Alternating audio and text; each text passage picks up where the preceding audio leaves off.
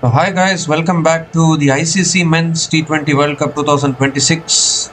It is match number 4 of the Super 8 stage of this tournament.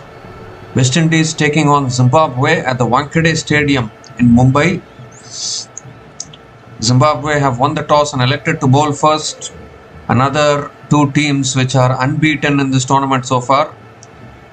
West Indies won all their games in their group and they topped the table. Zimbabwe also, they had one washout against Ireland, but they defeated Oman, Australia and Sri Lanka, and they have made it to this round. So both teams have made one change each for this game.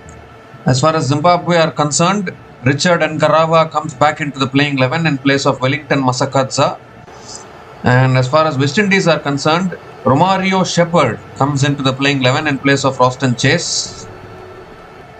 And I think it's an important toss to win as far as Zimbabwe are concerned. They have won the toss and elected to bowl first, but West Indies will take heart from the fact that they defended a target against England successfully at this particular venue, Wankhede Stadium in Mumbai. And also West Indies are unbeaten so far at the Wankhede Stadium in Men's T20 World Cup history. So these two aspects favoring West Indies today. The question is, can Zimbabwe continue to cause upsets? They have already done two upsets in this tournament. They have defeated Australia, then they defeated Sri Lanka by chasing down a big total at the R. Premadasa Stadium in Colombo. So Zimbabwe have indeed punched above their weight to come to this round. It's a group full of unbeaten teams actually, but yesterday obviously India losing to South Africa, I don't think many people saw that coming. South Africa were struggling initially, but then David Miller and Dewald Brevis recovered and helped South Africa post a big total, and then they defended it against India. First loss for India in an ICC tournament since the 2023 final. So that winning streak finally finished for India, finally ended, and now another two unbeaten teams going head to head against each other.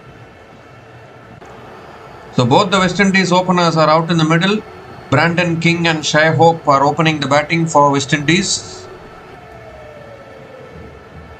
And West Indies have been really good in this tournament so far. Another T20 World Cup in India, and are the West Indies peaking when it's needed? That is a big question, and I think Richard Ngarava has the new ball in his hand. He'll be bowling the first over for Zimbabwe.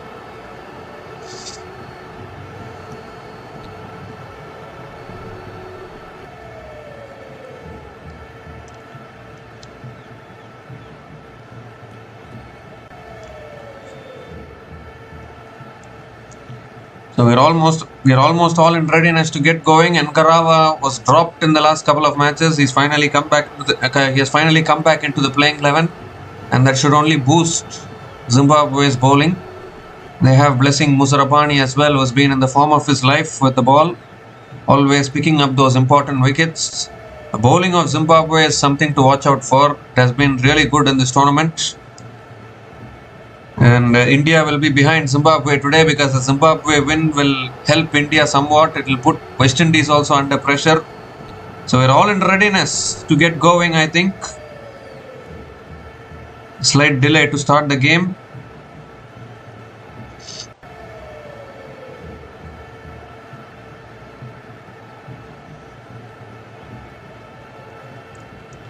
Sikandar Raza said at the post-match presentation of last match that everyone loves an underdog story. Here we go, first ball of the match. And that's punched by Brandon King towards covers, and Brandon King gets off the mark with a single. Sikandar Raza said everyone loves an underdog story. Can Zimbabwe create that underdog story? Even if Zimbabwe make the semis, it will be a huge achievement for them actually, because if anyone remembers the previous T20 World Cup, Afghanistan made it to the semi-final, and now Zimbabwe may be trying to make a semi-final of a World Cup. Even if they don't win the World Cup, at making the semi-final will be a huge achievement, no doubt about that. Second ball of the over. Oh, it's a wide down the leg side from Ngarava. Has to reload that one again.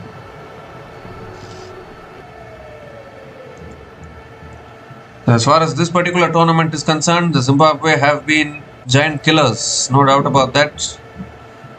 Can they continue to be giant killers? That is the big question. This is a very important match for Zimbabwe actually, because they have to face India and South Africa after this. It's not going to be easy for Zimbabwe.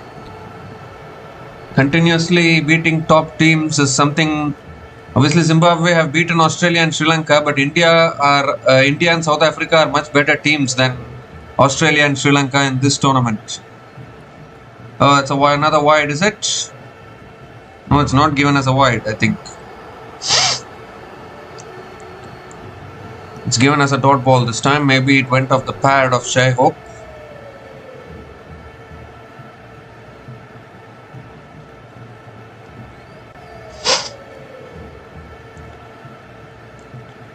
So West Indies are still unbeaten at the Wankhede Stadium in T20 World Cups. Will that change today or will it continue? Is the big question. That's the back of the length. It's defended towards covers and Shai Hope also gets off the mark with a single.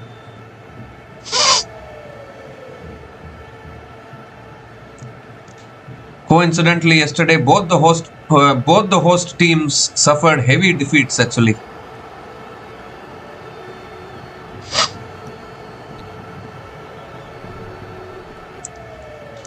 We all thought at the halfway mark of the first game yesterday, when England posted only 147, we all thought, okay, Sri Lanka will easily chase it down.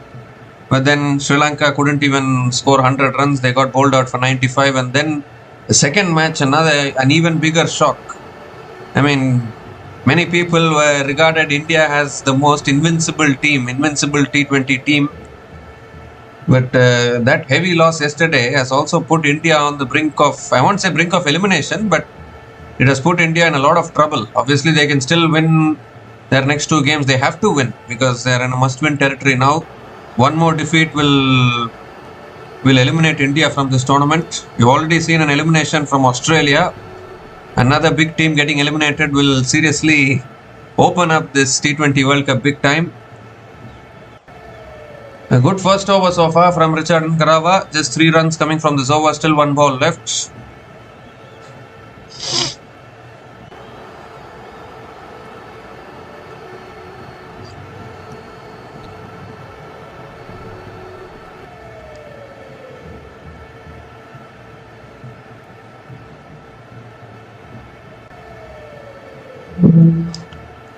The last ball of the over coming up. Oh, it's on the pads again. It's gone off the pads, and Brandon King will pick up 1 leg byes to finish the over. So 4 runs came from that over, and West Indies are now 4 without loss after 1 over.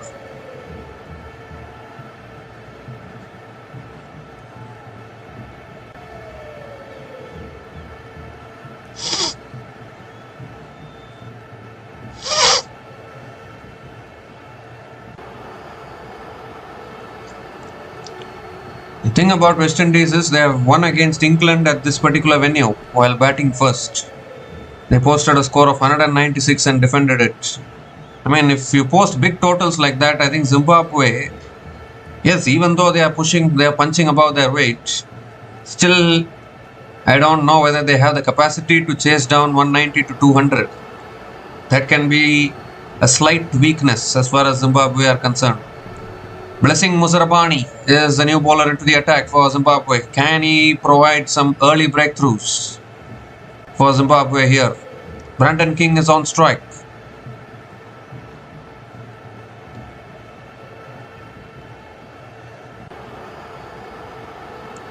That's back of the length, and Brandon King punches it towards covers. Again a dot ball to start the over. It has to be said though, West Indies got exposed in their previous game against Italy. As at Eden Gardens, West Indies posted only 165 while batting first. It is just that Italy lacked the experience with the bat to chase down that kind of a total. Otherwise, definitely at Eden Gardens 166, a target of 166, a good team will surely chase it down. So West Indies got exposed in their previous game. That's pulled away by Brandon King towards deep square leg and picks up another single. So West Indies are also having their own issues. It is just that Obviously, they have beaten England, but against Scotland, they could have lost in many different ways. Against Italy, they could have lost in many different ways. They outplayed only England and Nepal in this tournament. Against Italy and Scotland, even though they won, it looked like they could lose from those positions. That's back of the length punch down the ground by Shai Hope. Oh, Shai at the stumps. Couldn't hit the stumps. Shai Hope picks up another single.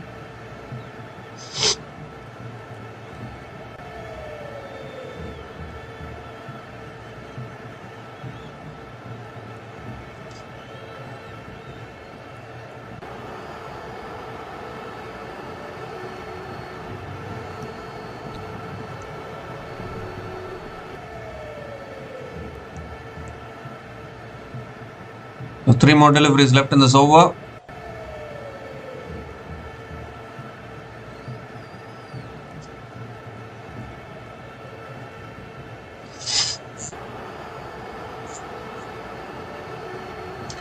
Oh, that beats the outside edge. Some away movement once again for Blessing Musarabani. And another dot ball.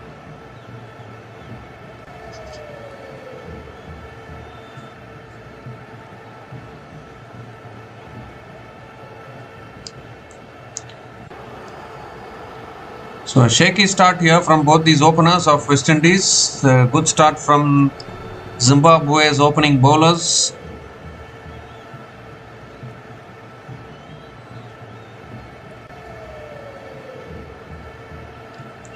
This time it's driven down the ground towards mid-on, and Brandon King picks up another single.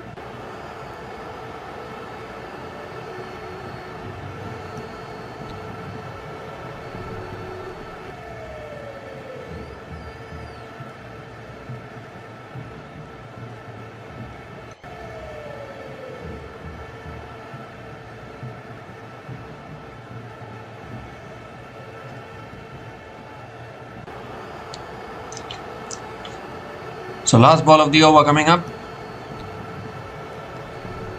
Oh, again extra bounce, and Shai Hope defends it back to the bowler. Another dot ball to finish that over. Excellent over from Blessing Musarabani. Just 3 runs came from that over, and West Indies are now 7 without loss after 2 overs.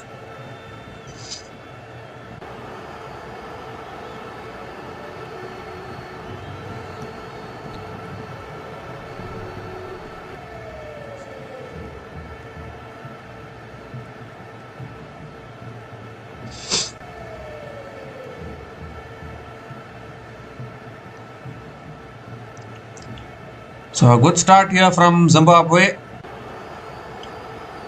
Both Nkarawa and Musarabani bowling some good lines and lengths.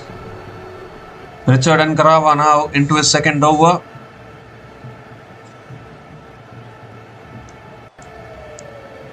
What a leader Sikandar Raza has been for this particular Zimbabwe team. Leading from the front. Brandon King is on strike. Oh, that's flicked away past the keeper, and that'll race away for 4. It's 4 leg byes. It won't be counted as runs, but a boundary nevertheless. First boundary of the innings for West Indies.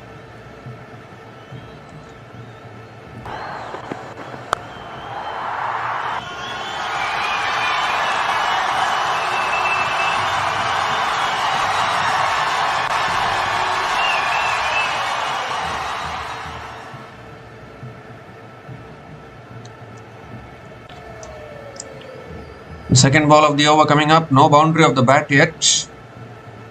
But Brandon King says, why do you need boundaries? I will give you a 6. That's pulled away flat and hard over deep mid wicket for 6. The first 6 of this innings.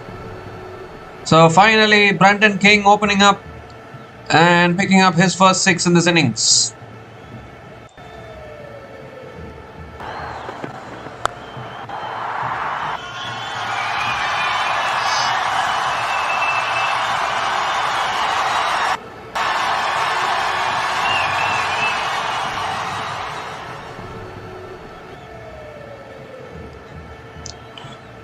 Well, Brandon King has been a little quiet with the bat of late. Hasn't quite performed big so far with the bat, so he is due a big knock, that is for sure. A really good shot there from Brandon King. West Indies obviously two-time champions of the men's T20 World Cup. Zimbabwe, a team on the rise, can be said, after seeing their recent performances. A really good cricket match today. Third ball of the over coming up. Slow ball, and that's it down the ground towards mid-off, and another dot ball.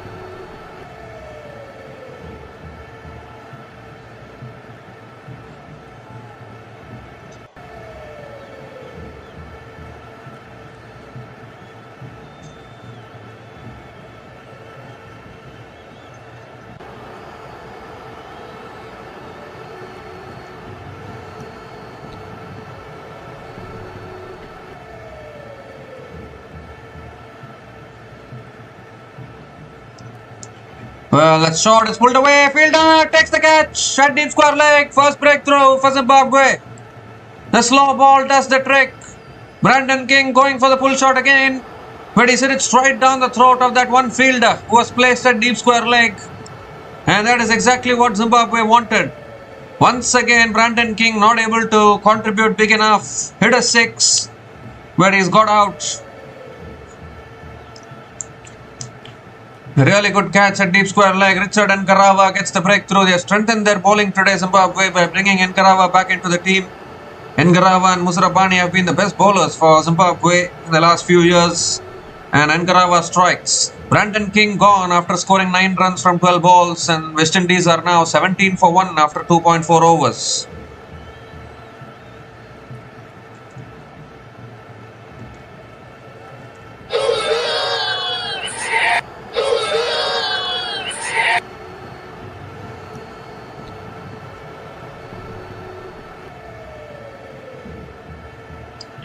So that is exactly what Zimbabwe wanted.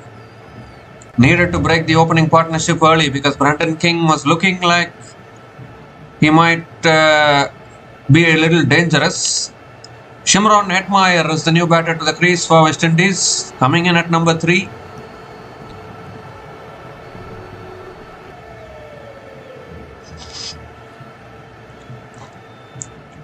Shimron Hetmyer has been in really good form in this tournament with the bat. He's a very aggressive player. He got the player of the match against Scotland in this tournament and played some useful cameos against England as well.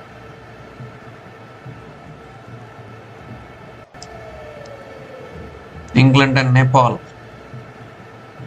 Hetmyer played useful cameos against England and Nepal as well.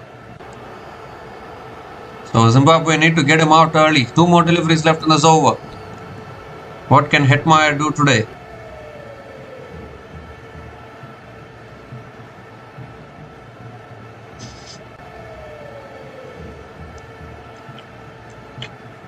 Fifth ball of the over coming up. And straight away picked away leg side. And it's in vacant spaces, and that will run away for 4. So straight away Hetmyer not wasting any time. First ball that he faces, just whips it off his legs and gets off the mark with a boundary.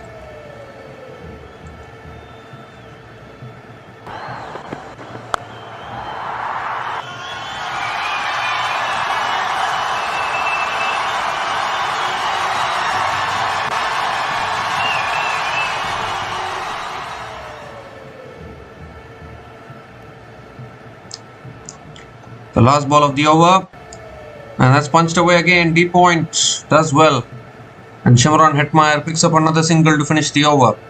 15 runs came from that over, including the wicket of Brandon King, and West Indies are now 22 for 1 after 3 overs.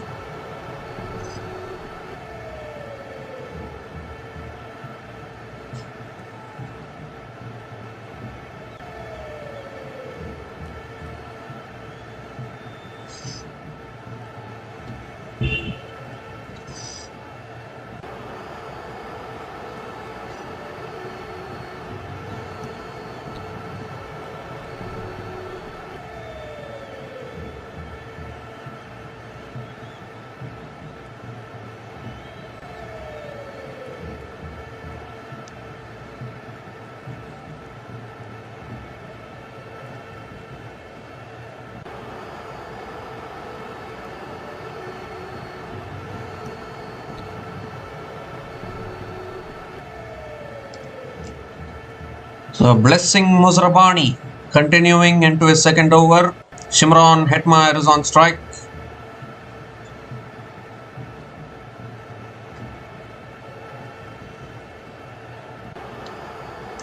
This time goes for the drive, hits it straight to point. Again a dot ball to start the over.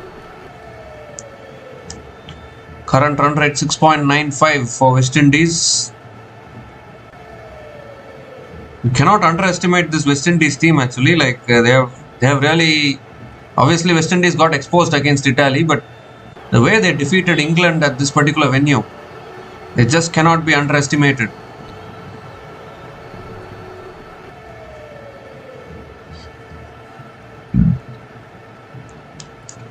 Well, that's pulled away over fine leg, and that's 4 more. Short, asking to be hit, and Hetmyer never misses out. Just clearing that fielder at short fine leg. And Hetmyer picks up his second boundary.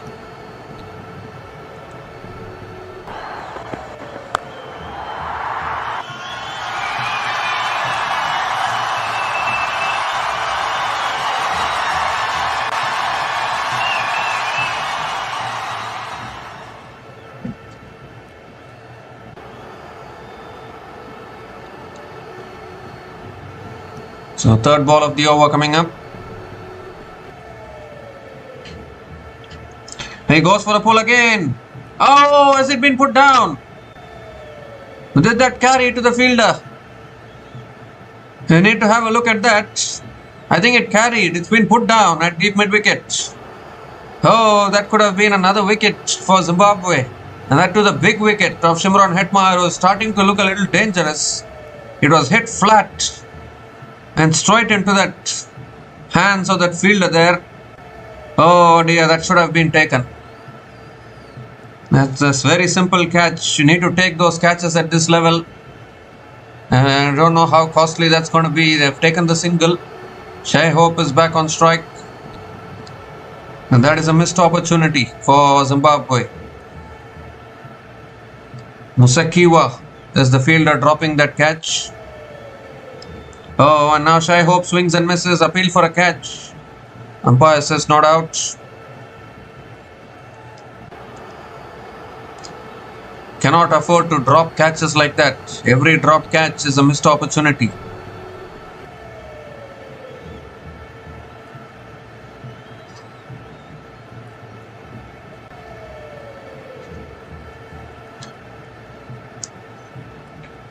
Two more deliveries left in this over.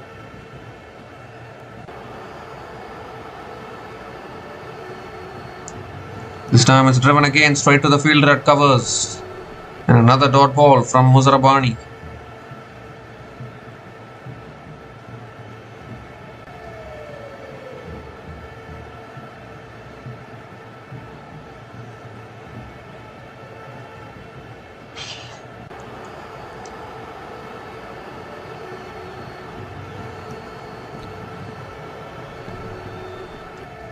So the crowd are behind everyone. The crowd are behind the players. I think most Indian fans will be supporting Zimbabwe today. Because the Zimbabwe win will help India, considering the fact that India's net run rate has taken a big hit. Comes down the wicket. A little bit of an inside edge towards deep square leg. And Shai Hope picks up another couple of runs to finish the over. 7 runs came from that over. And West Indies are now 29 for 1 after 4 overs.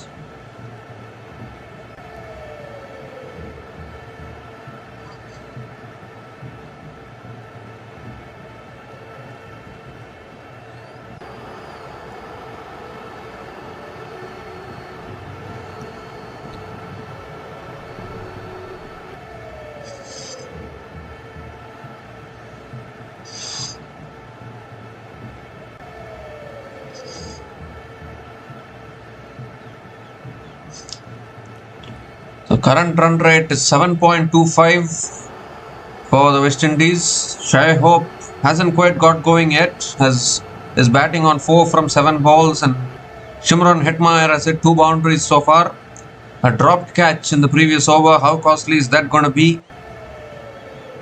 And now Richard and Garawa continuing into his third over. Hetmyer on strike. And that's pulled away past the keeper, and they'll run away for 4. Once again, angling onto the pads, and all Hetmyer had to do is get bat on it. In fact, it's 4 leg byes. I think it's gone off the pad. But a boundary nevertheless.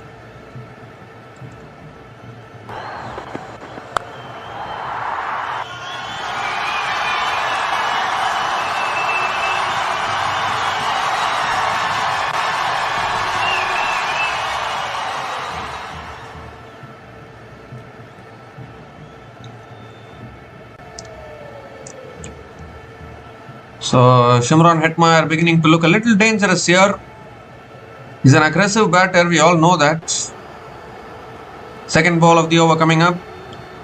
Offer width, and that's cut away, smashed for 4. Too much width on offer there from Ngarava, and Hetmyer has just thrown his bat at it, and it's gone to the fence like a bullet. Another boundary here, and runs are flowing now for West Indies.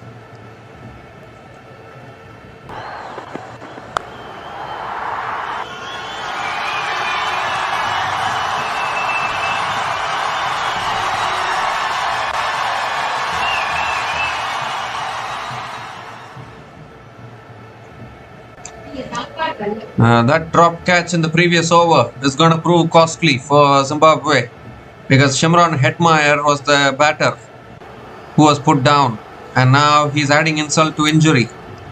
That's smashed again towards deep mid-wicket, 1 bounce and into the boundary for 4. Back-to-back boundaries off the bat of Hetmyer.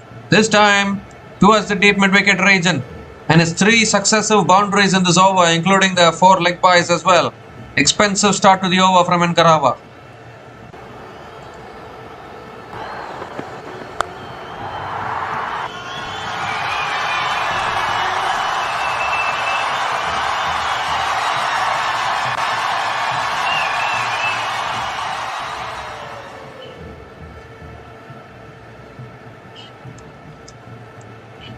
So 3 more deliveries left in this over. Both teams yet to taste a defeat so far. One of them will surely taste a defeat today. Slow ball driven down the ground. Oh, chance of run out if he hits. Has he hit? No, he hasn't. He's missed the stumps. A direct hit could have been very, very close. Direct hits are always closer than you think. And he's missed the stumps there. And a quick single completed by Hetmyer.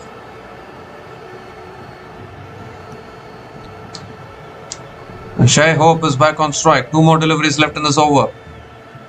Shai Hope hasn't quite got going at all. The boundaries are being scored by the other batters.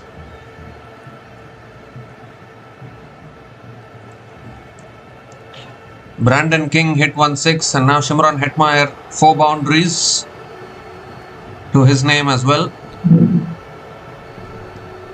Oh, he goes for a drive again. The keeper juggled it a little bit. There's no outside edge. And the keeper juggled it and held on to it. Another dot ball from Ngarava.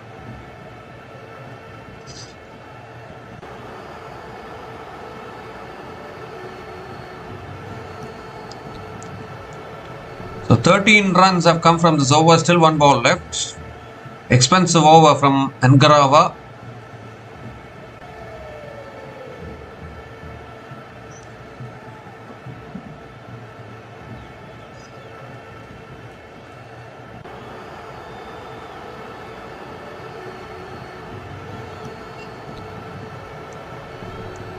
Zimbabwe looking for another wicket, round the wicket now. And that's beautifully driven by Shai Hope through the covers for 4. So finally he gets his first boundary. Found the gap beautifully, beautiful timing and placement as well. And another boundary to finish the over. 17 runs came from that over from Ngarava. And West Indies are now 46 for 1 after 5 overs.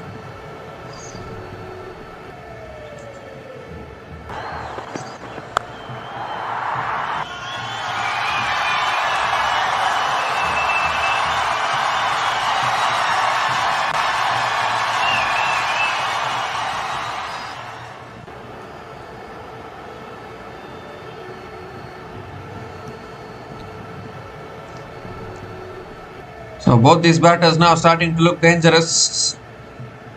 So bowling change here for Zimbabwe. Brad Evans is the new bowler into the attack for Zimbabwe. Has been extremely good in this tournament so far. The thing is that for the first time Zimbabwe are playing in India in this tournament. All this while, in the first round they played all their matches at Sri Lanka. They played most of their matches they played at the R. Premadasa Stadium, which is a slightly slower wicket than this. That's defended nicely by Hetmyer. But here in Indian conditions, runs will flow very freely. So you need to be able to stop the run flow when runs start flowing freely. And that is where I think Zimbabwe might get challenged a little bit, because you see scores of even though they have not been much 200 plus scores, at least 180, 190 is getting scored. Those kind of scores will be challenging to chase down as well. As Hetmyer swings it leg side towards deep mid wicket again and picks up another single. So very important to contain the runs. You don't want to concede too many runs.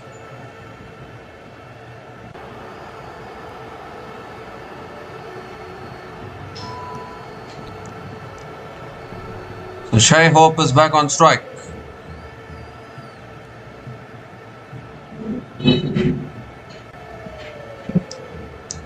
Third ball of the over coming up.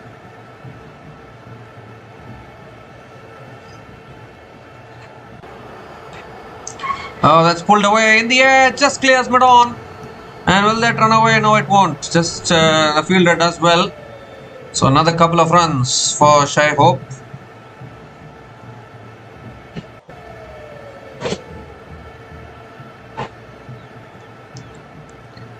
More than the batting of West Indies, surprisingly in this tournament, bowling has delivered for West Indies actually.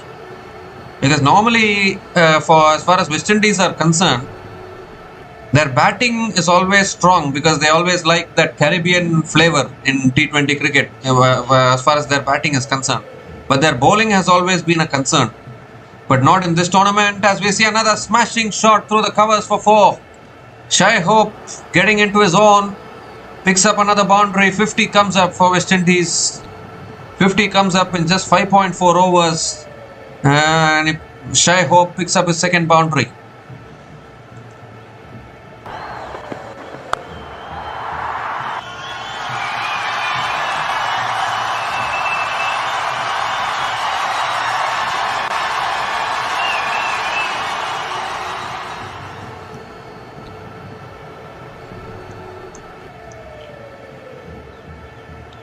That's too wide from Brad Evans. Has to reload that one again. This is a tough group which Zimbabwe are part of. It'll take some extremely good performance to even qualify for the semis, because it's not easy being in a group filled with India, South Africa and West Indies, all world champions. I mean, South Africa might not have won the T20 World Cup, but they are the world champions in the test format currently. So all the 3 teams in Zimbabwe's group are world champions in some format or the other. As we see another big shot. Oh, has it been taken? It has. What a catch that is. I thought it was just slipping away from that fielder at deep mid wicket, but that has been taken magnificently. Could even be one of the catches of the tournament. And Zimbabwe get another important breakthrough here. A terrific catch there, diving across to his right. The ball was dipping on him, but he's completed the catch, and Brad Evans gets the breakthrough. It was the off cutter. Shai Hope went for the big shot. Couldn't quite get hold of it. That is a terrific catch actually. Is it Brian Bennett? I think it is. Brian Bennett who has taken the catch. So Shai Hope is gone after scoring 14 runs from 12 balls, and West Indies are now 2 down for 54 after 5.5 overs. And it's also the time for the drinks break.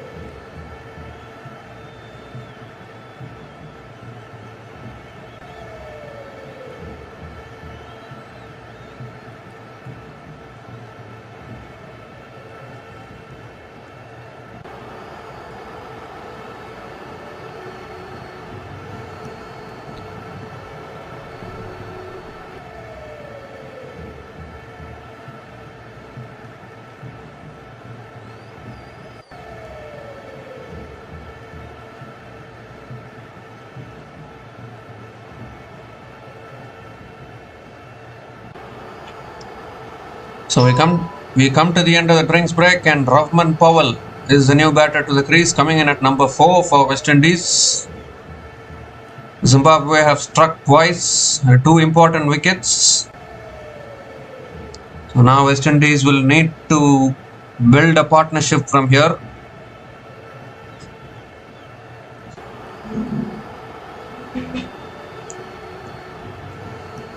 So last ball of the over coming up from Brad Evans.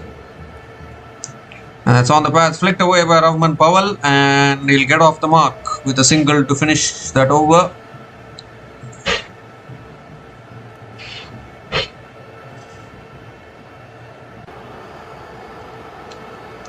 So 9 runs came from that over, including the wicket of Shai Hope, and West Indies are now 55 for 2 after 6 overs after the launch phase.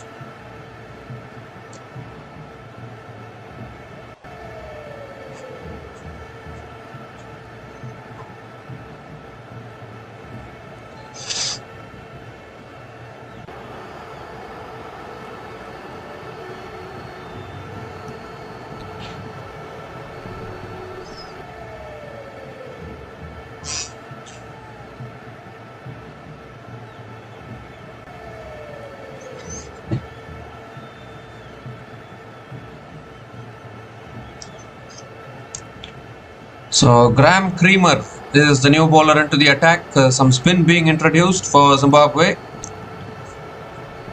And Rahman Powell will be on strike. Good start in the power play for West Indies.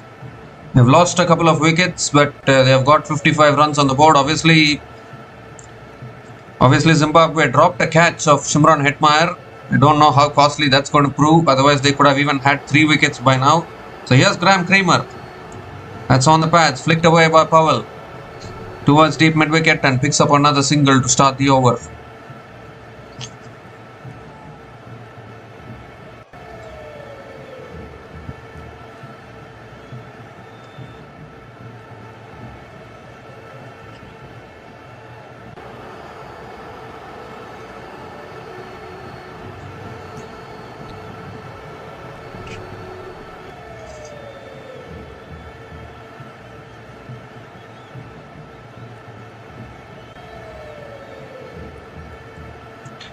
Shimron Hetmyer is back on strike.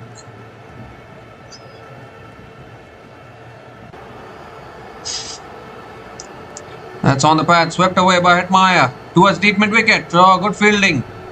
Oh, is it going away? No, it won't. Another couple of runs for Shimron Hetmyer. Thought it was going into the boundary, but not to be. Couple of runs and Shimron Hetmyer keeps the strike.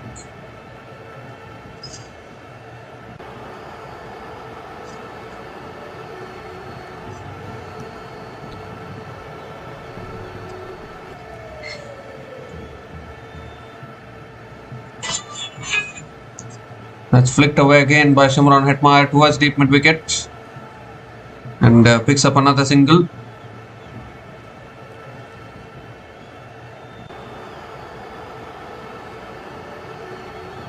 Rahman Powell is back on strike.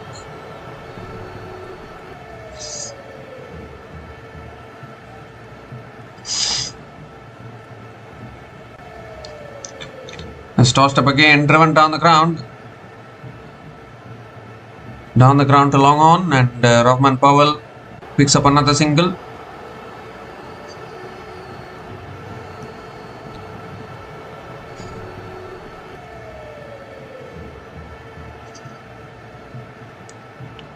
Two more deliveries left in this over. Hetmyer is back on strike.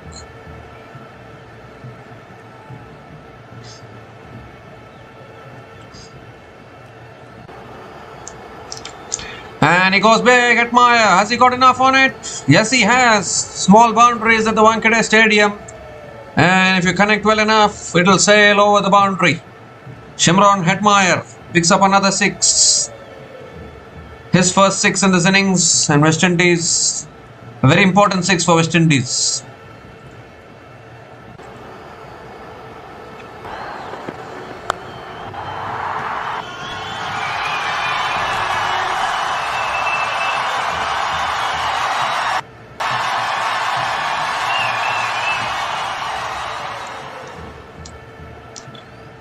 He goes again, and it's high, and that's handsome.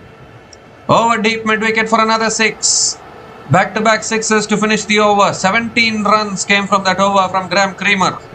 Zimbabwe getting a taste of Indian conditions. And West Indies are now 72 for 2 after 7 overs.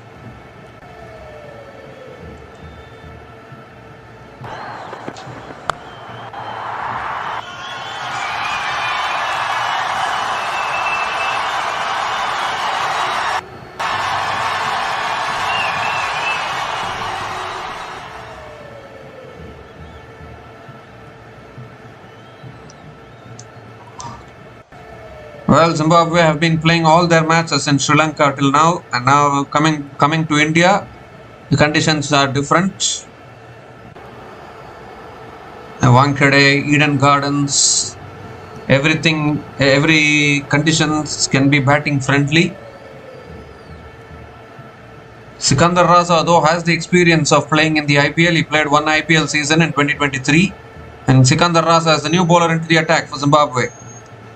Has defended on the front foot by Hetmyer Powell towards covers and picks up another single to start the over.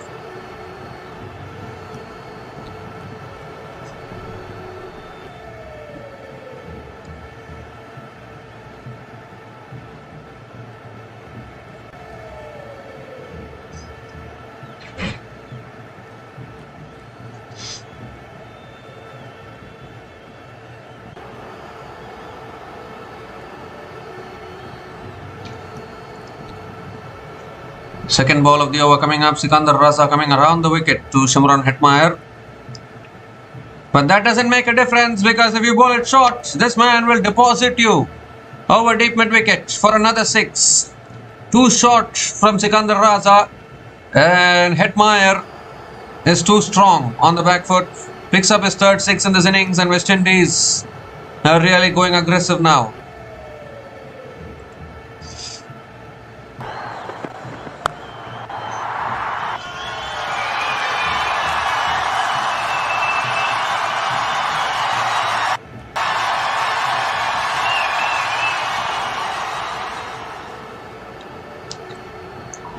This time a quicker delivery. Hetmyer drives it back to the bowler.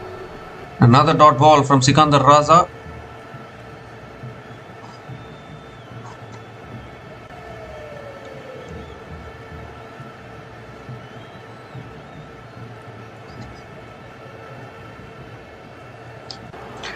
He goes again, leg side, and clears deep square leg.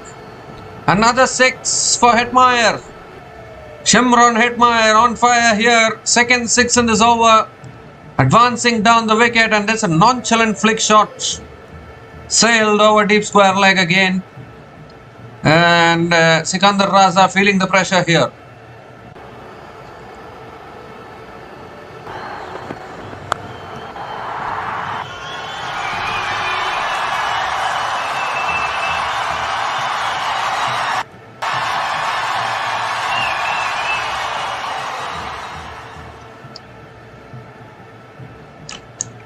This time down the leg side, goes for the sweep. And I think Hetmyer is disappointed that he missed out there a little bit. It's given as a wide by the umpire. So Sikandar Raza has to reload that one again.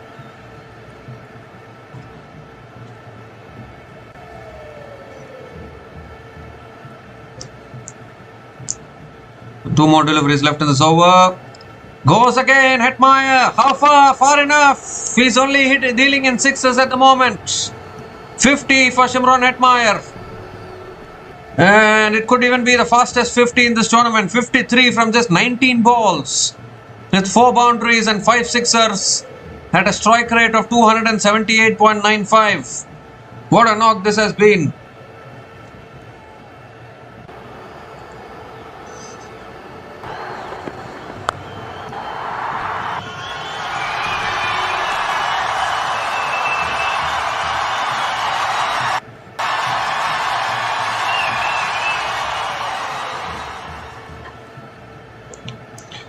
Quicker delivery, and Hetmyer defends it back to the bowler.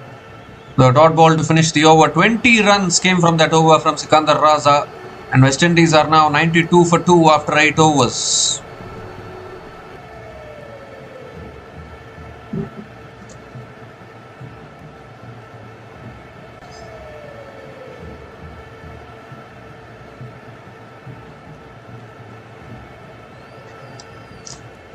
So Zimbabwe getting a taste of Indian conditions and getting a taste of bigger teams in this tournament, better teams in this tournament to be precise. Obviously India, South Africa, West Indies, they are not easy to beat. So Zimbabwe, that's why I said it'll take an extraordinary achievement for Zimbabwe to even make the semis from here. Graham Creamer continuing into his second over, conceded 17 in his first over. That's flicked away by Powell towards short fine leg and picks up another single to start the over.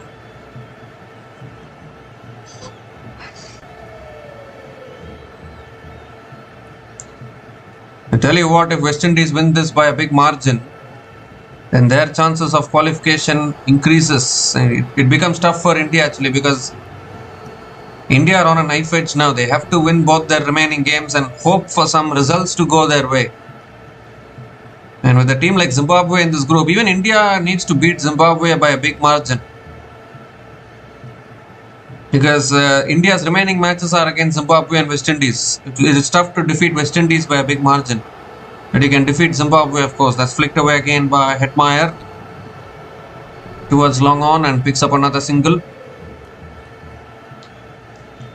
South Africa's net run rate is such that one more win for South Africa will send them into the semi-final. West Indies are really looking dangerous. A T20 World Cup in India and West Indies have arrived in T20 cricket.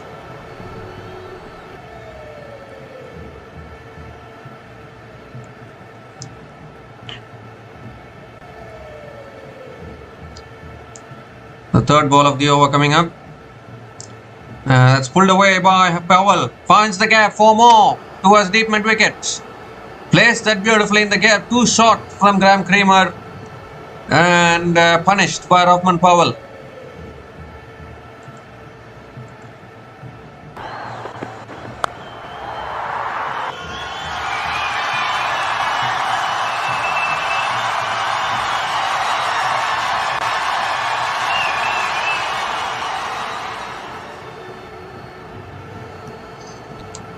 This time tossed up again, and Powell defends it back to the bowler. So if you thought that bowling to Hetmyer and Powell is easier than bowling to Shimron Hetmyer, then Powell will prove you wrong by finding a boundary. As defended again towards covers, looking for the single. There was a chance of run out, but Powell makes it back in time. So another dot ball from Graham Creamer.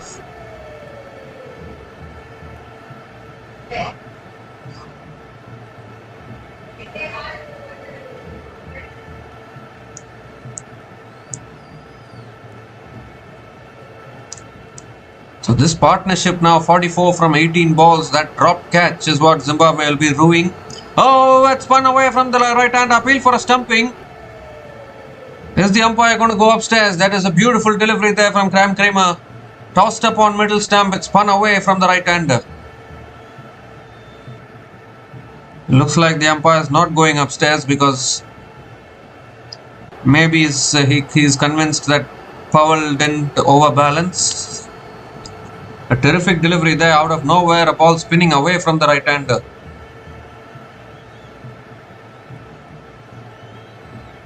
Creamer thought he had his man there, but not to be.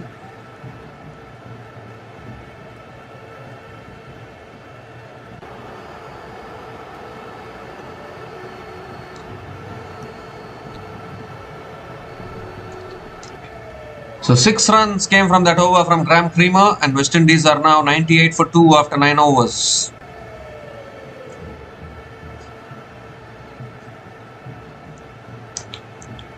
Sikandar Raza is back into the attack, into his second over, round the wicket to Hetmyer.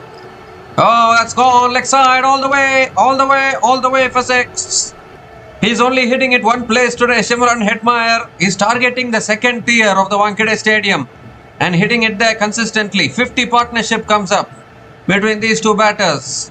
Partnership of 50 from 20 balls. Also the 100 comes up for West Indies in just 9.1 overs.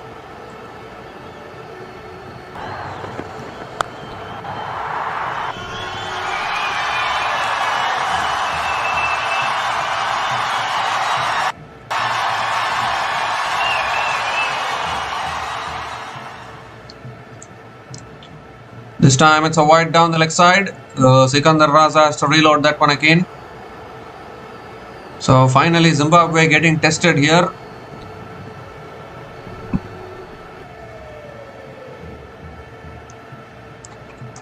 West Indies playing aggressive brand of cricket, looking a little dangerous in this World Cup.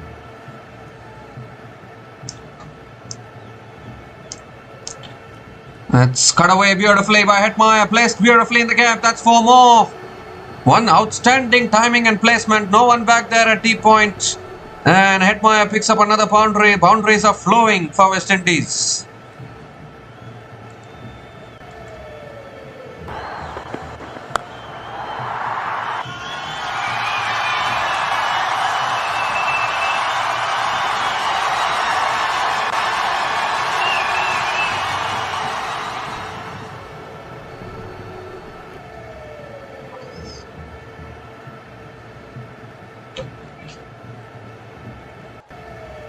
This time punched away again by Hetmyer towards deep extra covers and picks up another single.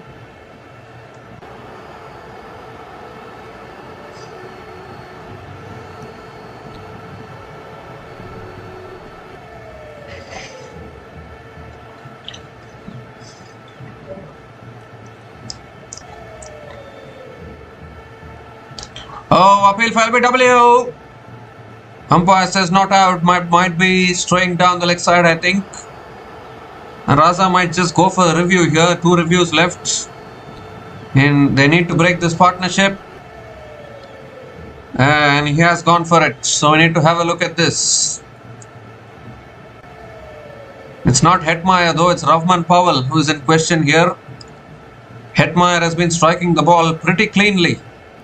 65 from just 24 balls.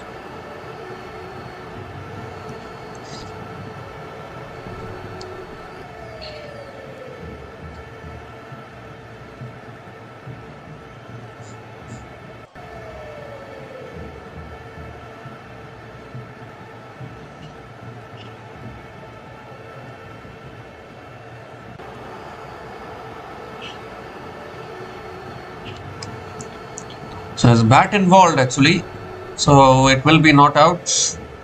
Little bit of an inside edge for Hetmyer Powell.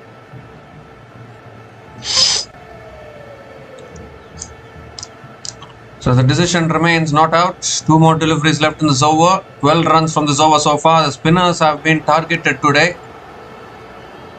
The spinners from Zimbabwe have been targeted.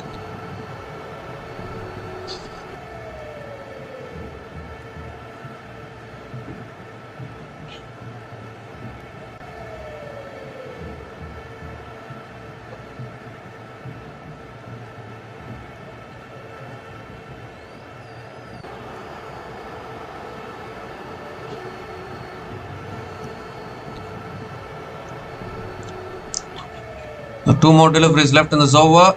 12 runs from this over so far.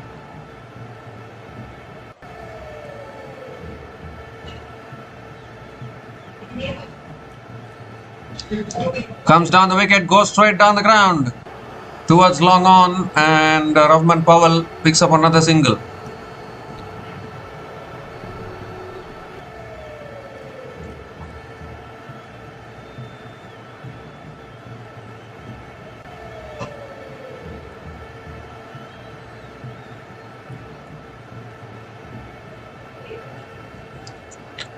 Last ball of the over, short and wide, cut away again by Hetmyer. In the gap for 4, no one back there again on the offside. And Hetmyer picks up another boundary to finish the over. 17 runs came from that over from Sikandar Raza. And West Indies are now 115 for 2 after 10 overs.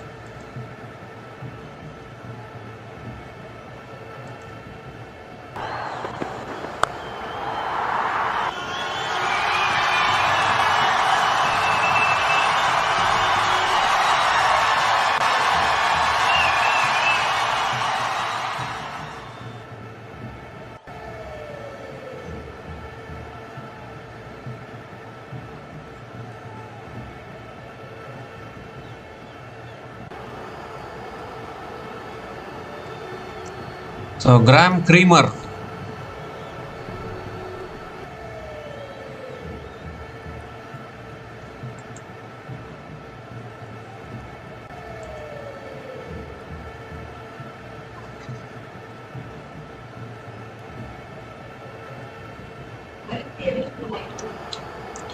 So Graham Creamer continuing into his third over. Maybe they could go with Ryan Burl for 1 over. Try and see whether they can break this partnership. Partnership now 61 from 26 balls. Oh, Powell swings and misses. Ball spinning away from the right-hander. Again a dot ball to start the over. And how good has Hetmyer been in this tournament? Absolutely brilliant.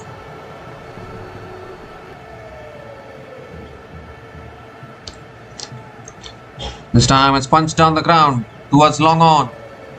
And Rahman Powell picks up another single.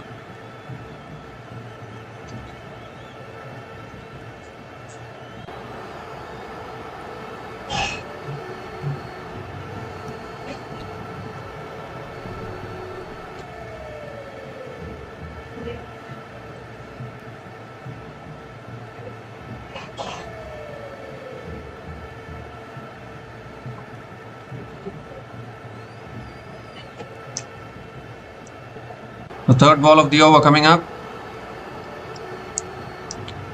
Hetmyer is surely going to go for the big shot.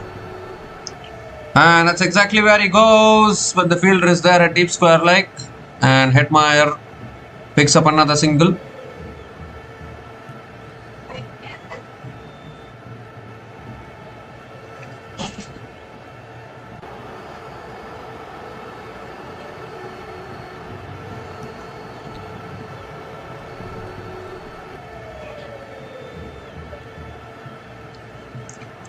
That's pulled down the ground by Powell. Hasn't got enough on it. One bounce to long off. And Rahman Powell will pick up another couple of runs. Really good running between the wickets.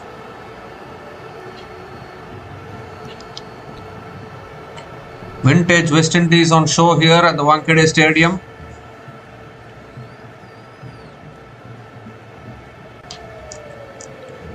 Two more deliveries left in this over. Tossed up again. Powell defends it. Another dot ball from Graham Creamer.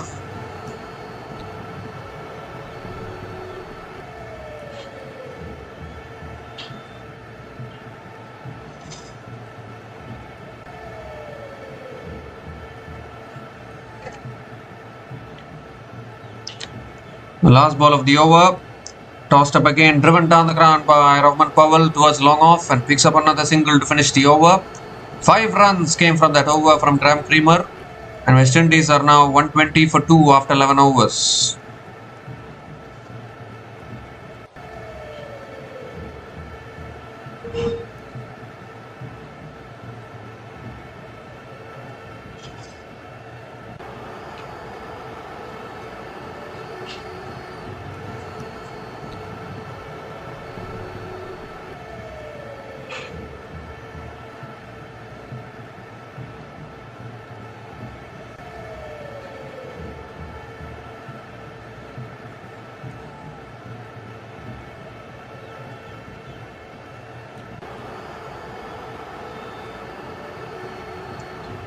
So this partnership now 66 from 31 balls between Hetmyer and Rahman Powell. 9 more overs left in this innings. Hetmyer batting on 70 from 26 balls. Remember, a catch was put down at deep mid-wicket for Hetmyer. That is going to prove very, very costly for Zimbabwe. Brad Evans is back into the attack for Zimbabwe.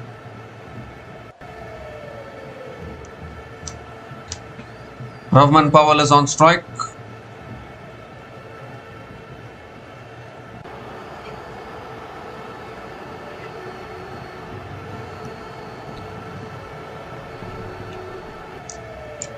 Here's Brad Evans.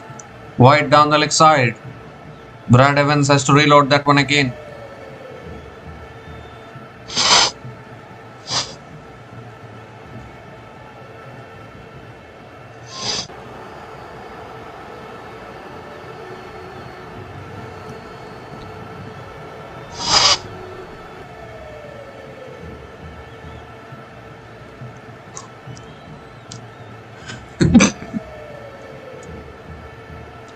That's different. That's defended again towards covers, and Hetmyer Powell picks up another single.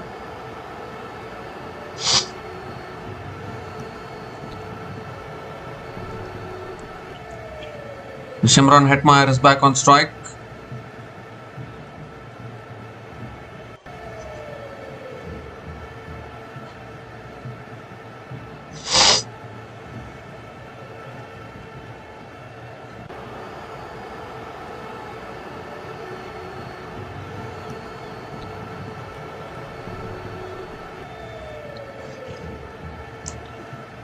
So Evans coming around the wicket, third ball of the over. Slow ball, he goes big, high in the air, fielder coming in, oh, puts it down. What is happening here? This was probably a simpler chance compared to the previous opportunity at deep mid wicket, which was hit much flatter and harder, where this one had airtime on it. And how could you put this down? Zimbabwe, they really need to buckle up in the field, cannot be dropping catches like this. Second lifeline for Hetmyer here. Simplest of catches being put down. Zimbabwe were really good in the field against Australia, but dropping catches like this, as we see another single from Hetmyer Powell. Leg by single.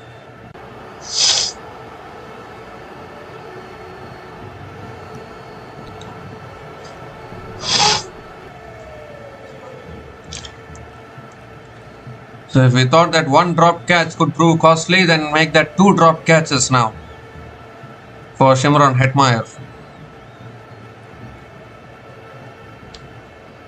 3 more deliveries left in this over. It's driven again by Hetmyer towards covers and picks up another single.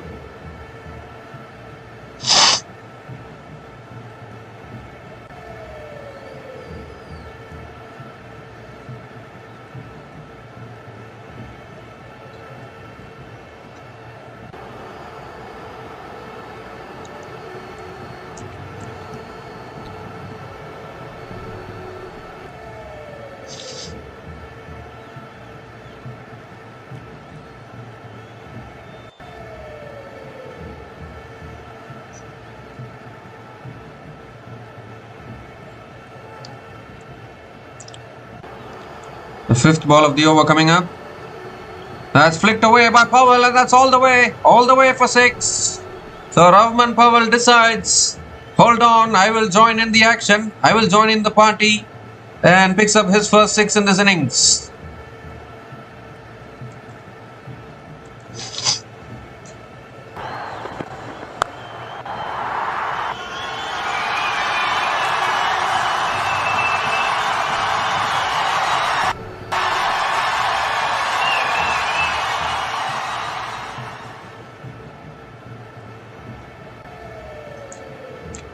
The last ball of the over coming up.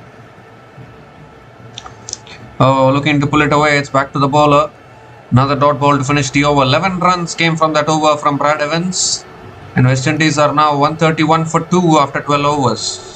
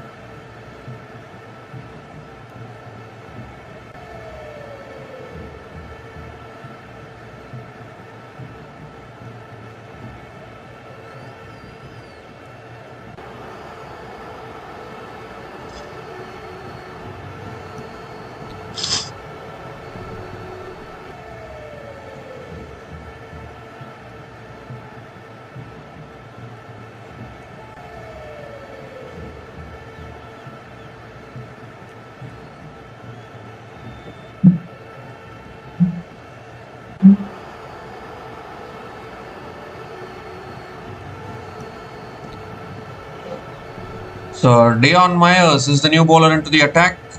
Coming around the wicket to Hetmyer. That's too wide. Wide to start. Has to reload that one again. A youngster, 23 years of age.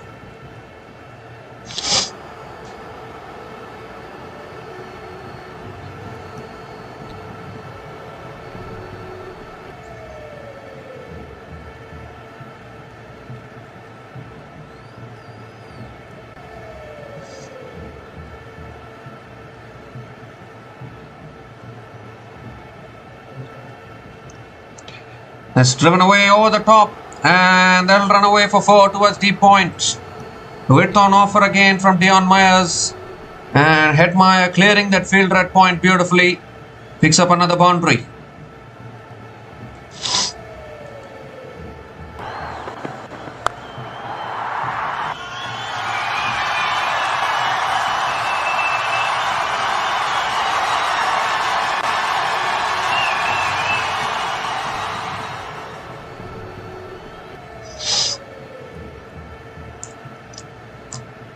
Second ball of the over, pulled down the ground again by Hetmyer towards long on, and picks up another single.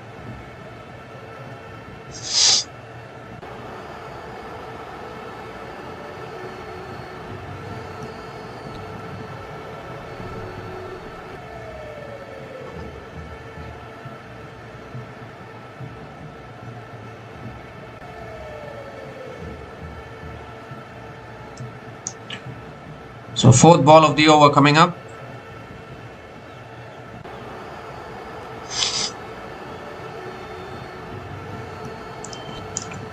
Slow ball pulled away by Powell. Has he found the gap? Yes, he has. One bounce and into the boundary for 4.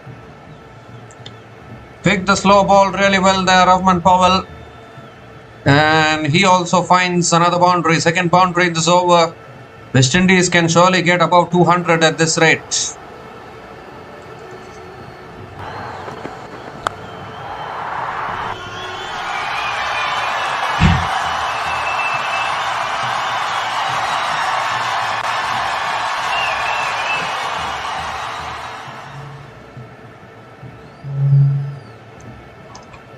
He goes again down the ground to long off, and Hetmyer and Powell picks up another single.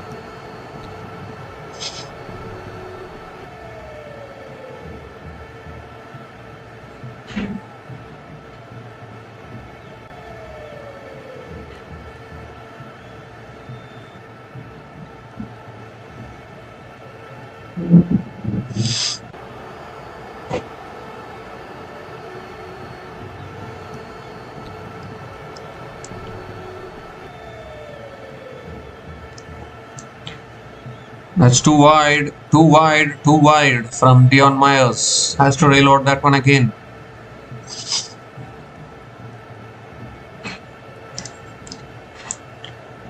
Two more deliveries left in this over. How do you stop these flow of runs is the biggest question here.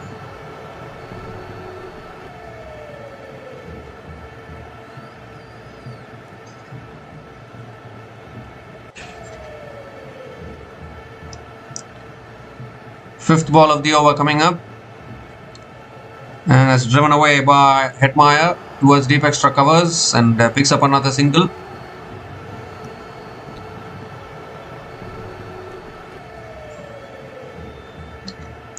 So 13 runs have come from this over, still one ball left. Powell is back on strike.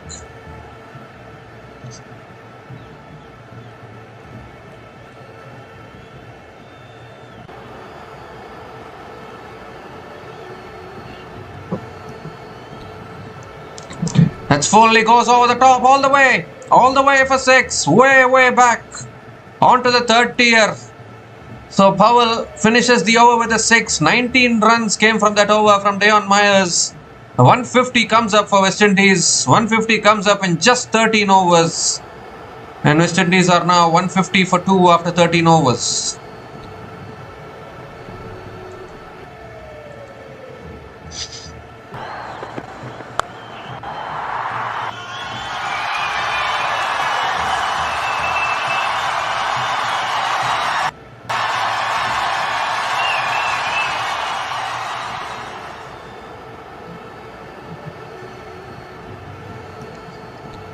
Well, still 7 overs left. West Indies clearly pushing towards maybe 240 or 250 from here.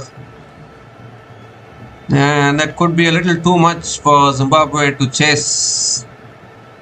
Even though it's good batting conditions. Obviously Zimbabwe played in those slow Sri Lankan wickets before this.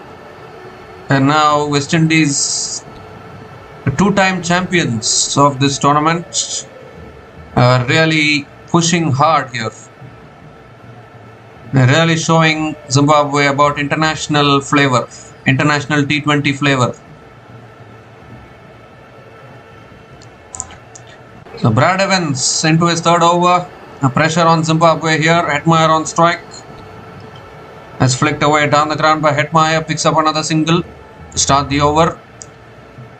Partnership nearing 100. Well, if you miss your length to any of these batters, they're so strong. They'll dispatch you into the crowd. And two dropped catches of Shimron Hetmyer also not helping Zimbabwe. Two lifelines.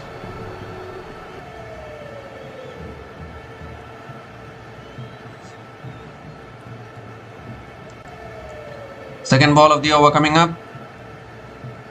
Slow ball goes over the top, all the way for 6. Clears long off. He has such good muscle, such good power.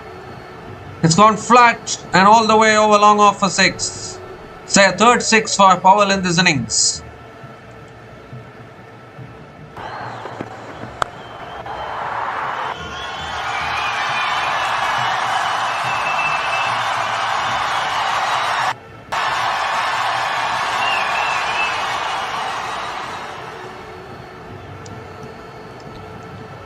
That's a wide down the leg side.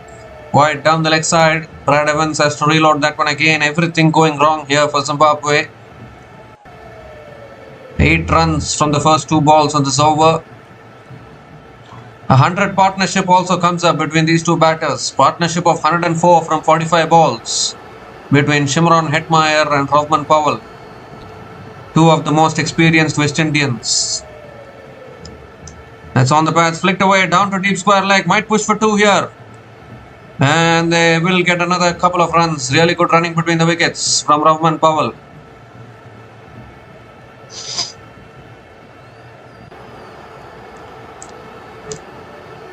So 200 looks inevitable from this situation. Surely can push towards 230, 240 from here probably. Powell also nearing a half century. Fantastic batting from both these batters. The Caribbeans always have a lot of power with them.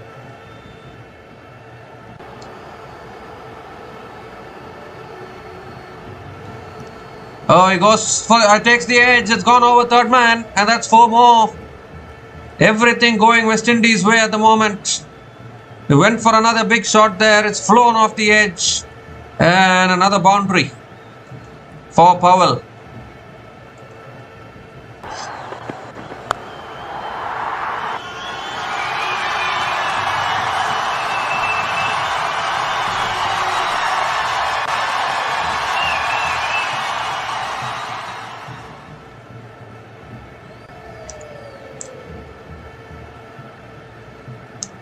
Shot this time, pulled away over fine leg again, and another 4 back-to-back boundaries from Powell. It's also the first bouncer for the over, but they'll take another 4 here, and 18 runs have come from this over so far. Still 1 ball left.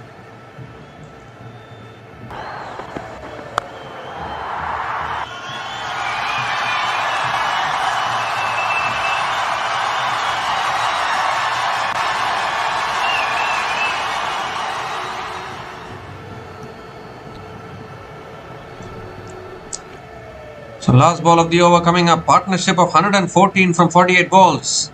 That's guided away by Powell towards point. And they'll pick up another single to finish the over. What an over this has been for West Indies. 19 runs came from that over. And West Indies are now 169 for 2 after 14 overs. And it's also the time for the drink break.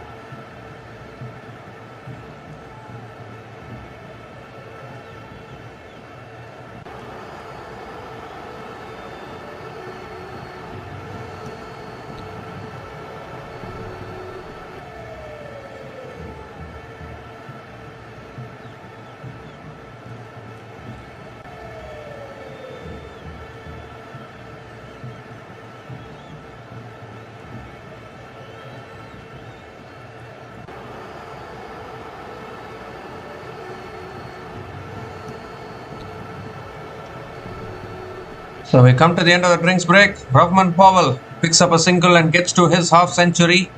50 from just 29 balls with 4 boundaries. 4 boundaries and 3 sixers at a strike rate of 172.41. It has indeed been an outstanding knock.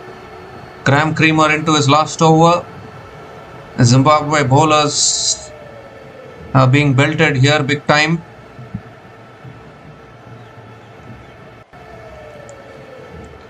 Exactly what happens when you don't take your catches. As Hetmyer goes down the ground and goes long enough.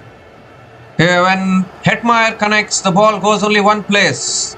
Into the crowd for another 6. Moves into the 80s now, getting closer to a 3-figure mark. The 7th 6 in this innings for Hetmyer.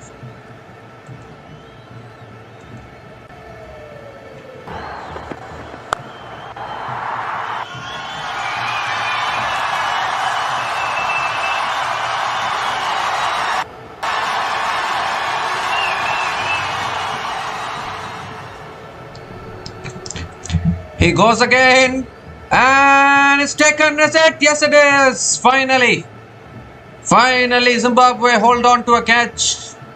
Didn't quite time it this time around, and a really good catch at deep mid wicket. And finally, they have broken this partnership. The 3rd wicket goes down for West Indies. Hetmyer just hit a 6 the previous ball, looking to go again. Bat turned in his hand a little bit. And a really good catch. Is it Brian Bennett again? He's everywhere in the field. Brian Bennett completing the catch. But a really good knock from Hetmyer comes to an end. The Hetmyer is gone after scoring 85 from 34 balls. And West Indies are now 176 for 3 after 14.3 overs.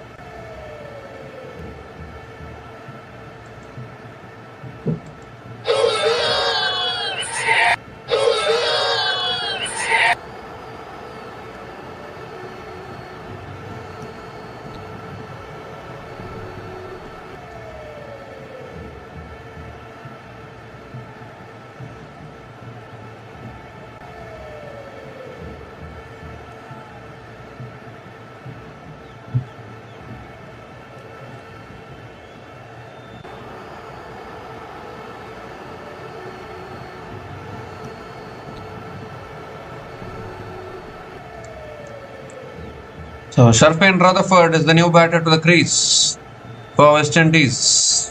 Another informed batter for West Indies. The West Indies also bat very, very deep.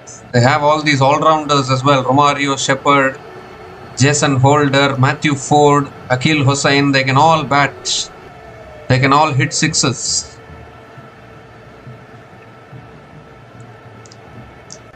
Three more deliveries left in this over. Powell and Rutherford is on strike. Has been in really good form of late in T20 cricket. Got the player of the match against England as well in this tournament. 4th ball of the over coming up from Graham Creamer. Has flicked away by Powell and Rutherford towards deep mid wicket and gets off the mark with a single.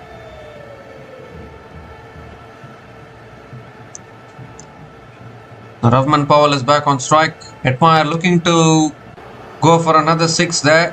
A bat turning in his hand. Zimbabwe can be glad that finally they held on to a catch. They could have done that a lot earlier. They missed 2 catches that proved very, very costly. And at least they held on to one. Has tossed up full delivery and Powell drives it away towards deep extra covers for another single.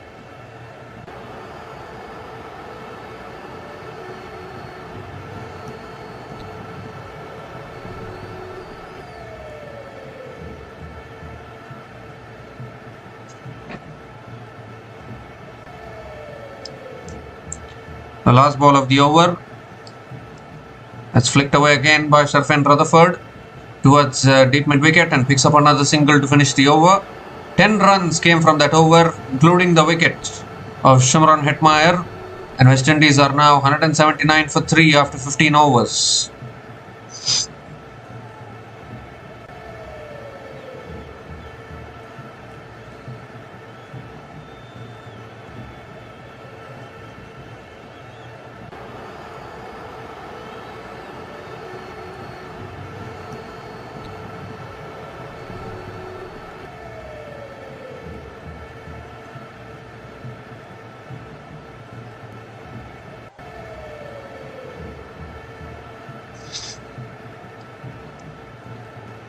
So Sikandar Raza is into his third over now, back into the attack.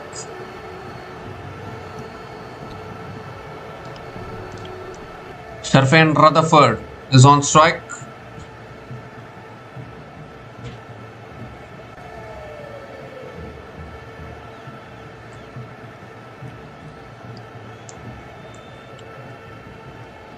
Raza coming around the wicket. That's flicked away by Rutherford towards deep square leg and picks up another single to start the over.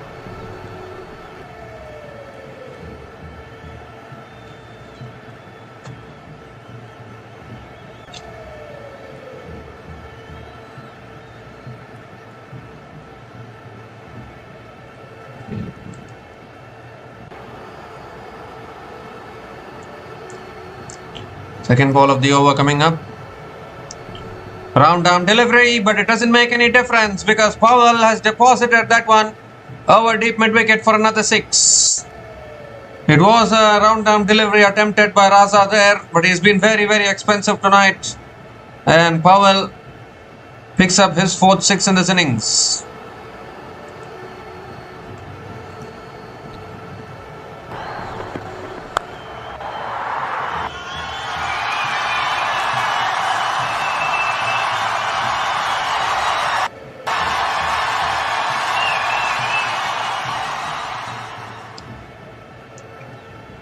This time it's a full toss, smash back. Oh, has he hurt himself? Raza looks in discomfort. It was hit very, very hard. Ooh, that's hit his hand very fiercely. And it's gone down to long off for a single. Sikandar Raza feeling some discomfort. He's very, very important to Zimbabwe's chances in this T20 World Cup. So he's getting some treatment here. But he's been very expensive today, Sikandar Raza. Very unlike Sikandar Raza. Actually, normally he provides those breakthroughs with the ball, but today it's not been the case. And what outstanding hitting it has been from the West Indian batters. Hetmyer 85 from 34 balls. And Powell 57 from 31, still batting. But still more than 4 overs to go. Definitely 240 on the cards, probably. 240, 250 on the cards. And it's that kind of a round now where India, South Africa, West Indies, all of them are looking at Zimbabwe and saying, hey, we can get one win against Zimbabwe in this round. And then see what to do.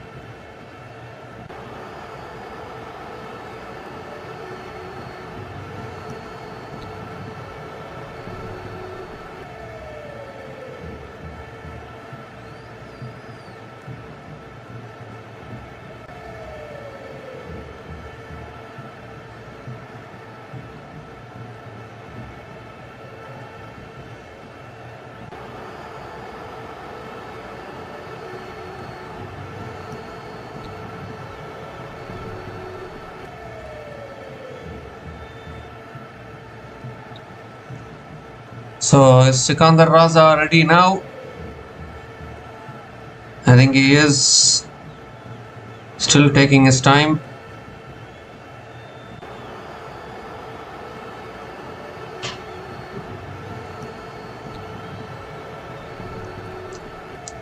Sikandar Raza none for 45 in his 2.3 overs so far. Very, very expensive bowling figures.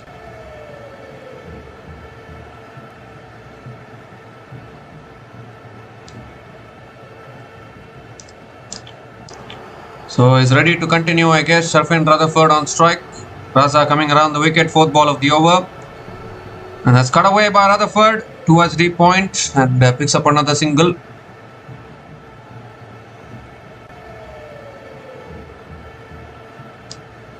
Hetmyer and Powell is back on strike.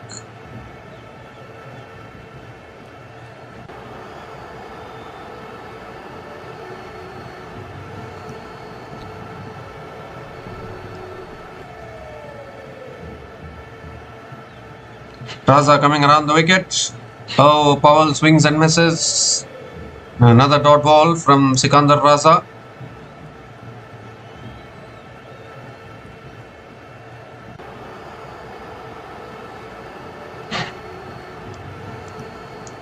The last ball of the over coming up.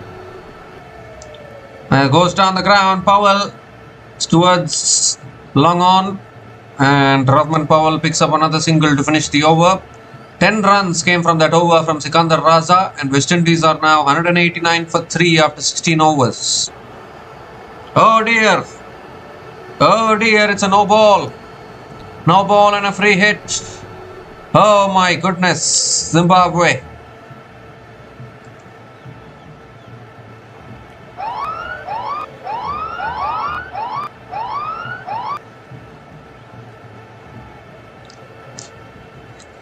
Well, Zimbabwe. Sikandar Raza not helping himself there. A free hit delivery coming up. Hetmyer and Rutherford, it might get him going now, this free hit. A free hit delivery coming up. Last ball of the over. And Rutherford smashes it towards deep extra covers for 4. So the extra ball costing big time for Zimbabwe there. Another boundary to finish the over.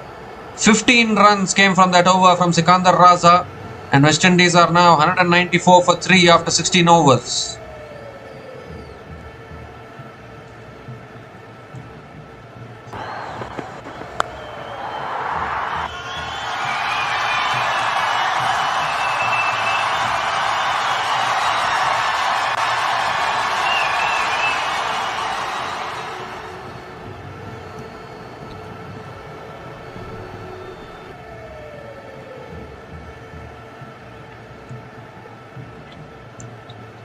So 4 more overs left in this innings. West Indies absolutely bludgeoning it at the moment. Looking to get their net run rate higher with this win. Obviously India have a game against Zimbabwe that will be very, very crucial for India, where they will have to win by a big margin and improve their net run rate. Otherwise India might be eliminated from this tournament. That game becomes very, very important for India. Zimbabwe, they have played well so far, but they are getting a taste of some quality international cricket, that is for sure. They did defeat Australia and Sri Lanka and come to this stage, but whatever it is, this stage is a little tougher than the previous round. You are having all former world champions. That's pulled away by Powell, and it's taken a deep square leg. The blessing Muzarabani gets another wicket. Brought back into the attack to provide the breakthrough, and that is exactly what he has done. Hetmyer and Powell finding the fielder at deep square leg. It was the short ball there to be hit, but it's hit straight down the throat of that fielder at deep square leg. So the 4th wicket goes down here for West Indies, and once again is blessing Muzarabani with the breakthrough for Zimbabwe. Hetmyer and Powell is gone after scoring 59 from 35 balls, and West Indies are now 194 for 4 after 16.1 overs.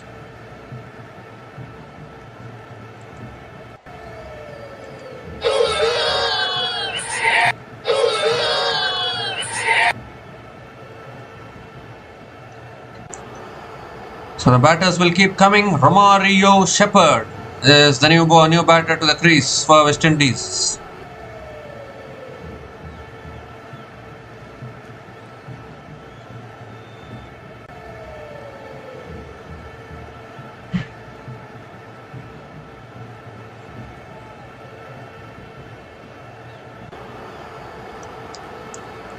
Romario Shepherd, another big hitter of the ball. No doubt about that. Has a strike rate of 144.39. Second ball of the over coming up from Blessing Muzrabani. Shot again, pulled away by Shepherd towards deep square leg. And gets off the mark with a single.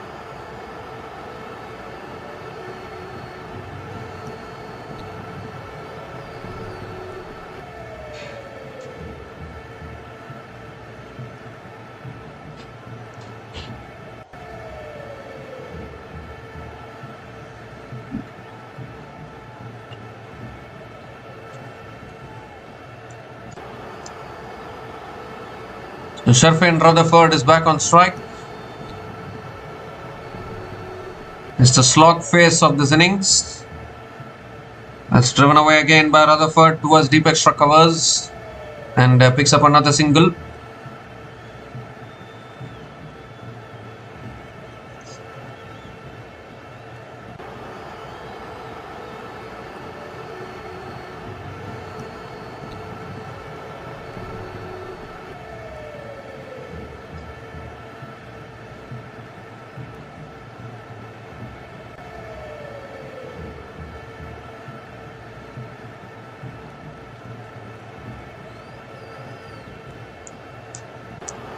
The fourth ball of the over coming up. Romario Shepherd on strike. And it's a wide down the leg side. From Muzrabani. Has to rail out that one again.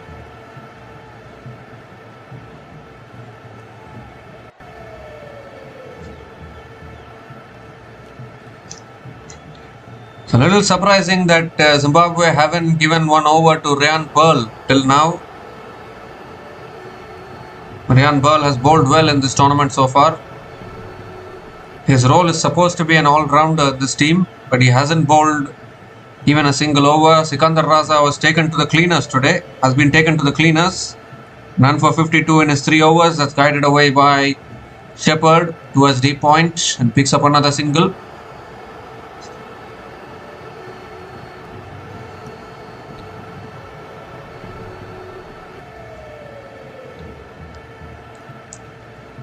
Hetmyer and Rutherford is back on strike. 2 more deliveries left in this over.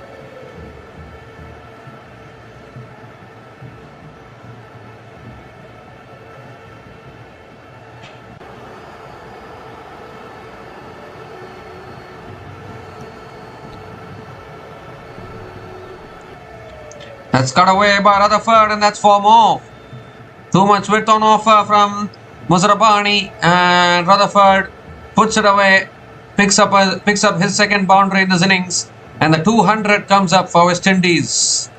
200 comes up in just 16.5 overs. Still 19 balls left in this innings.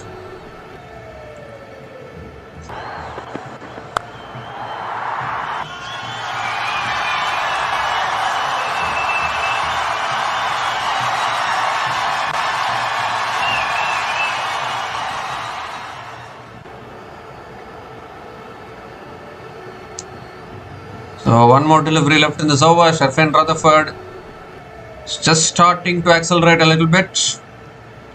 Oh, that's his favourite area. That's all the way on to the second tier. Look out in the crowd. Another 6 to finish the over. So an over which started positively for Zimbabwe has ended expensively. 14 runs came from that over from Muzrabani, and West Indies are now 208 for 4 after 17 overs.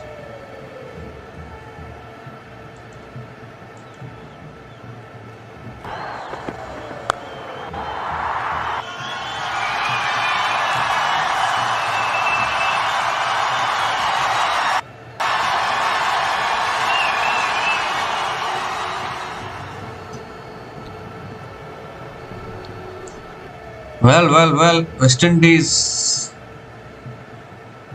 continuing to press the accelerator, continuing to frustrate Zimbabwe here. The bowlers are being taken to the cleaners. This is going to be an extremely hard run chase for Zimbabwe coming up. And that is exactly what it is about, isn't it, for all these small teams. Yes, they did well in the first round, but it only gets tougher and tougher going forward. Brad Evans is back into the attack. Into the last 3 overs of this innings. Oh, it's a fantastic Yorker. Shepherd gets his bat down in time. Chance over and out at the bowler's end. And Shepherd dives and makes his ground. Another single to start the over.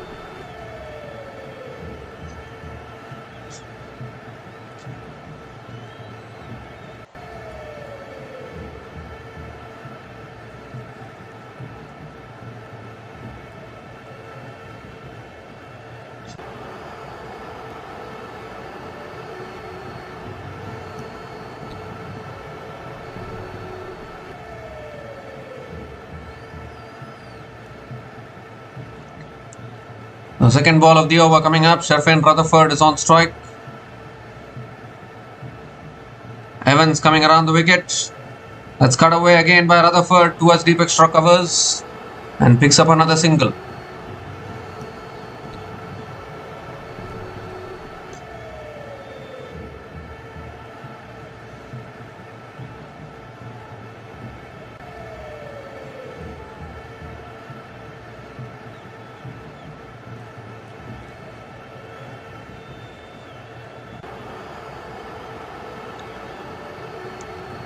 Slow ball, looks for the big shot there. Shepherd unable to make connection. And another dot ball from Brad Evans.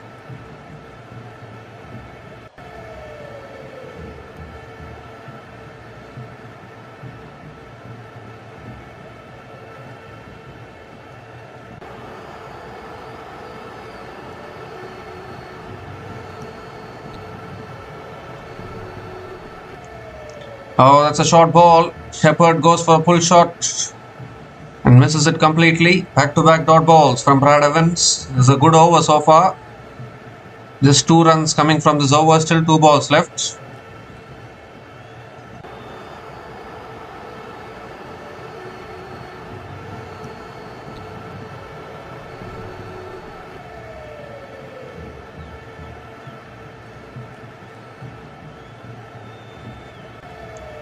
Slow ball, Shepherd gets that one, gets that plenty on it.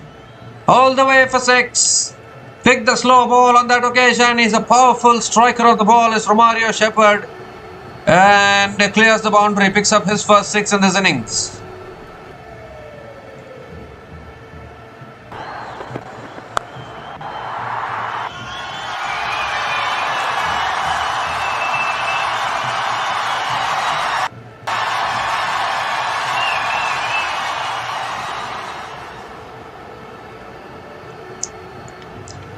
The last ball of the over coming up.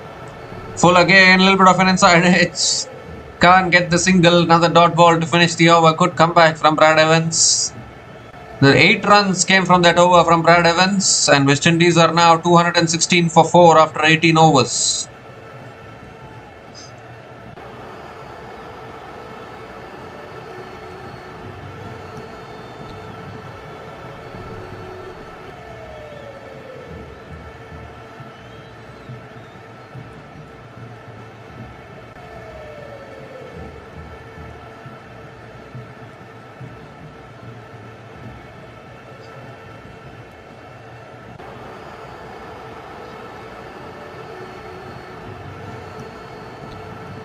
Two more overs left in this innings.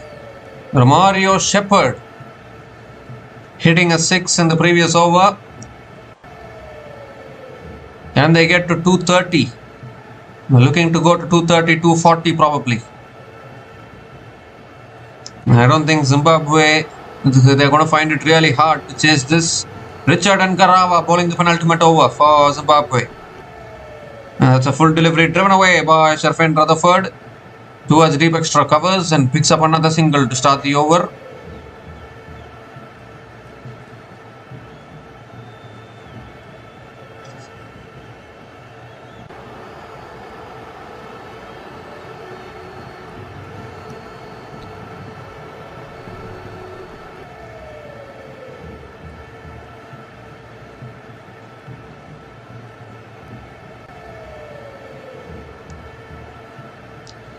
The second ball of the over coming up. Romario is back on strike. That's cut away offside. Deep point. There's no one there. It's gone all the way. Gone all the way for 6. What a shot that is. There was width on offer. And Romario Shepherd has sliced it. Over deep point for 6. Another 6. West Indies really finishing well here.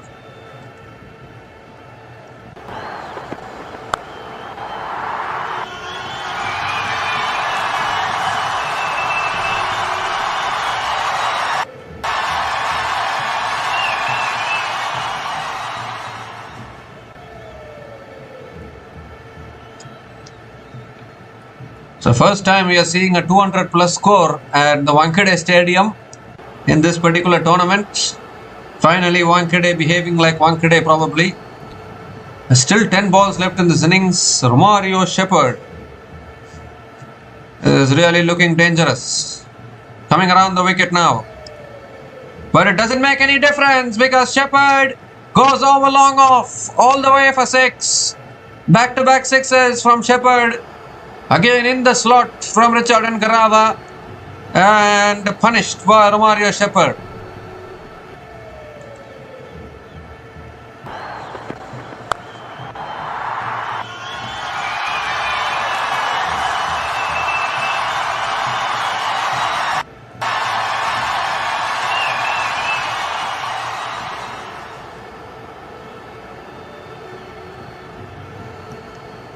He goes again, it's only high, he's gone only high, should be out.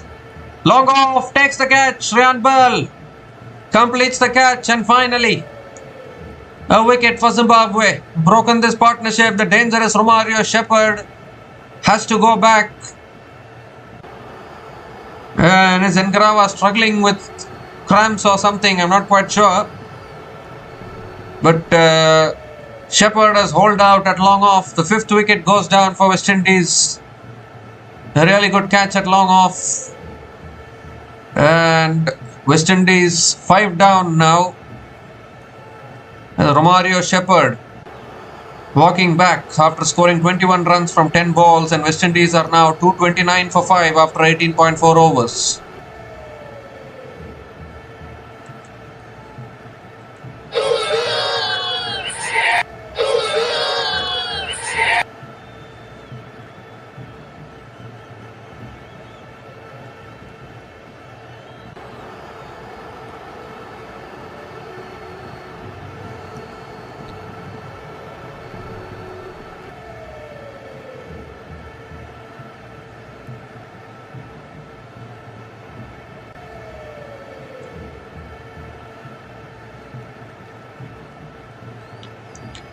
So Jason Holder is the new batter to the crease for West Indies.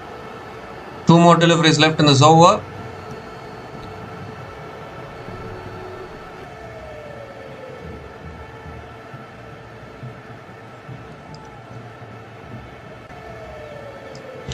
Jason Holder also has the capability of clearing the boundary. Still have Matthew Ford and Akil Hussain to come in after this. They have batting depth, West Indies. That is why West Indies is another dangerous team in this tournament. West Indies and England are the dangerous teams in this tournament. They have so much batting depth.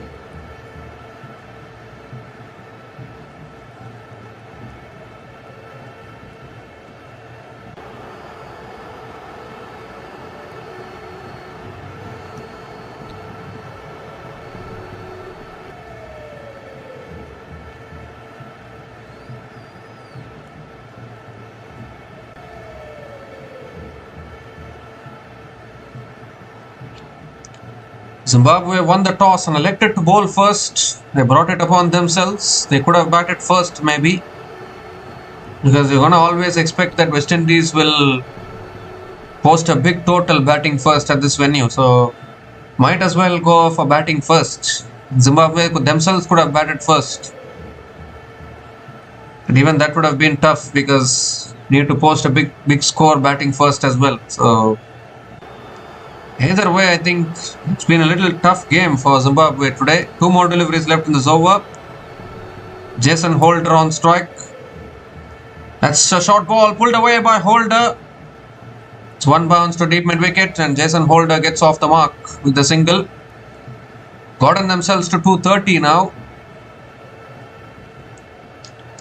There's something about West Indies and the Wankhede Stadium, isn't it? They haven't been beaten at the Wankhede Stadium till now in men's T20 World Cup history. Something about West Indies and the Wankhede Stadium that brings the best out of West Indies in these T20 World Cups.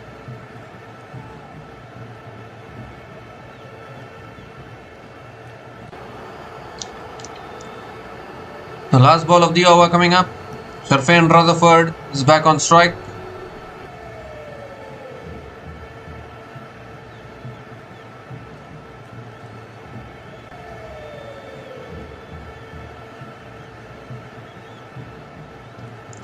Oh, Rutherford goes over covers and all the way for 6. Clears that fielder at deep extra covers. And another 6 to finish the over. Third 6 in the over. 20 runs came from that over, including the wicket of Romario Shepherd. And West Indies are now 236 for 5 after 19 overs with one more over to go.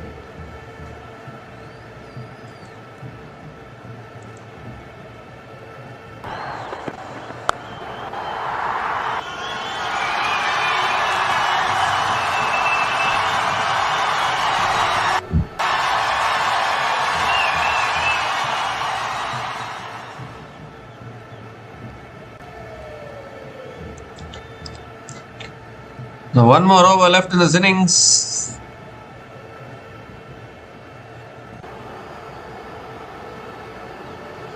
This is now the second highest total for West Indies in men's T20 World Cup history.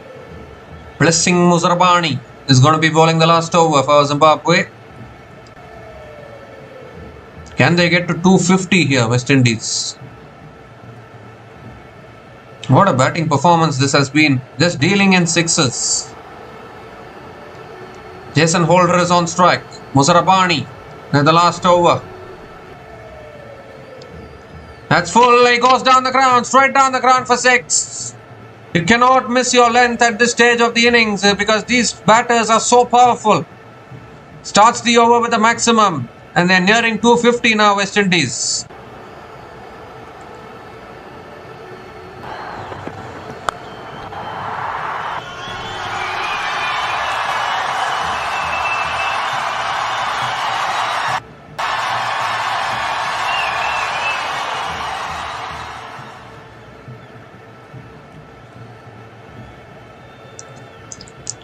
Well, Jason Holder, a big hitter of the ball, all right.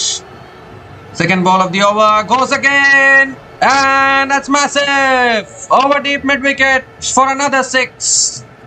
Back-to-back sixes to start the over. Length bowling from Blessing Muzarabani. And he's getting dispatched by Jason Holder.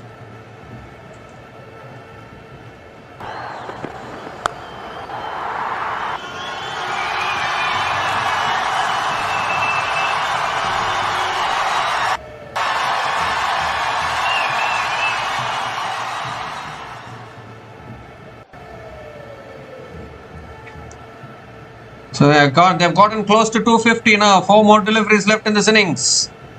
If Muzarabani is missing his length, he's going to get dispatched. Third ball of the over coming up. And Holder goes again. It's a slow ball. He's going to be out now. He's going to be out, taken at long off.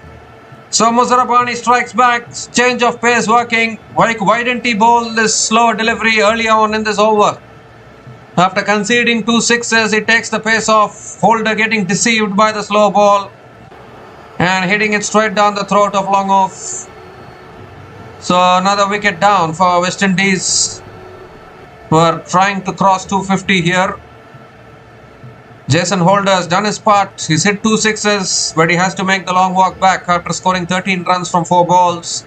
And West Indies are now 248 for 6 after 19.3 overs.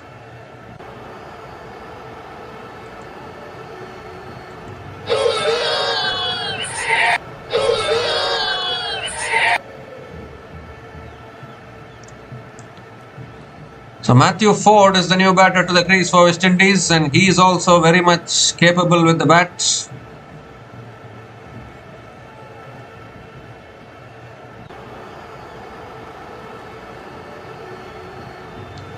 Matthew Ford can also find the boundaries, can also play some big shots.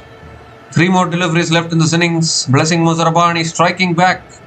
But this is already a massive total on the board for West Indies, in all honesty.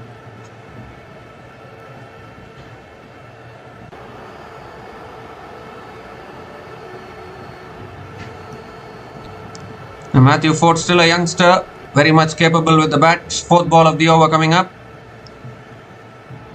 Slow ball, swings it leg side towards deep mid wicket, and Matthew Ford gets off the mark with a single. 249 now. 1 more run takes them to 250, and I think it's a match-winning score for West Indies, that is for sure. 2nd highest team total as well.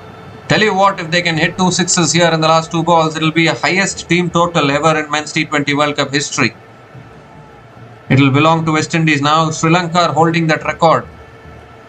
They got 260 against Kenya in 2007.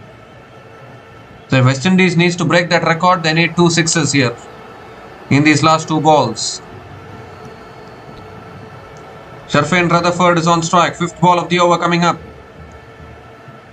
Oh, that's a wide outside the off stump. Yes, given as a wide by the umpire. So Blessing Muzarabani has to reload that one again. 250 comes up for West Indies. 250 comes up in 19.4 overs. 2 more deliveries left in this innings.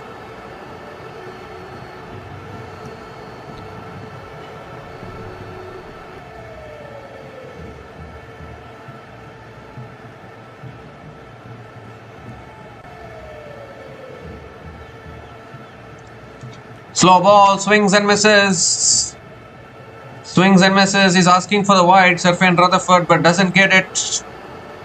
So beautifully bowled there by Muzarabani. Another dot ball. So they can't overhaul Sri Lanka.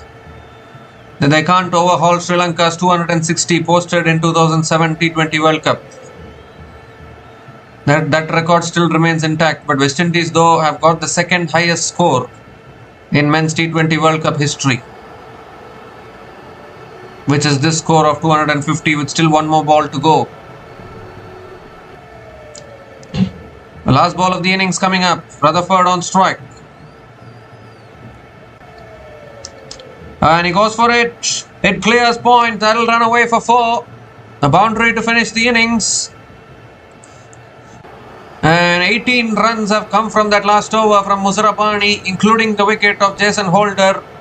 And West Indies finished their 20 overs on a mammoth 254 for 6 at the end of their 20 overs, which is now officially the 2nd highest team total in men's T20 World Cup history as well. Obviously, Sri Lanka scored 260 against Kenya in the men's T20 World Cup of 2007, the inaugural edition. That record still remains intact, but this has been some batting performance from West Indies. Absolutely took apart all the Zimbabwe bowlers. Zimbabwe bowlers had no answers to the West Indian batters. An unbeaten partnership of 6 from 3 balls between Hetmyer and Rutherford and Matthew Ford. Actually, West Indies lost a couple of wickets early, and we all thought, okay, maybe if Zimbabwe can keep taking wickets, maybe they can build pressure. But West Indies didn't allow that to happen. A partnership of 122 from just 52 balls between Hetmyer and Powell propelled the innings. And then some small cameos from Hetmyer and Rutherford, Jason Holder and Romario Shepherd towards the end, ensuring that West Indies have finished well above par actually.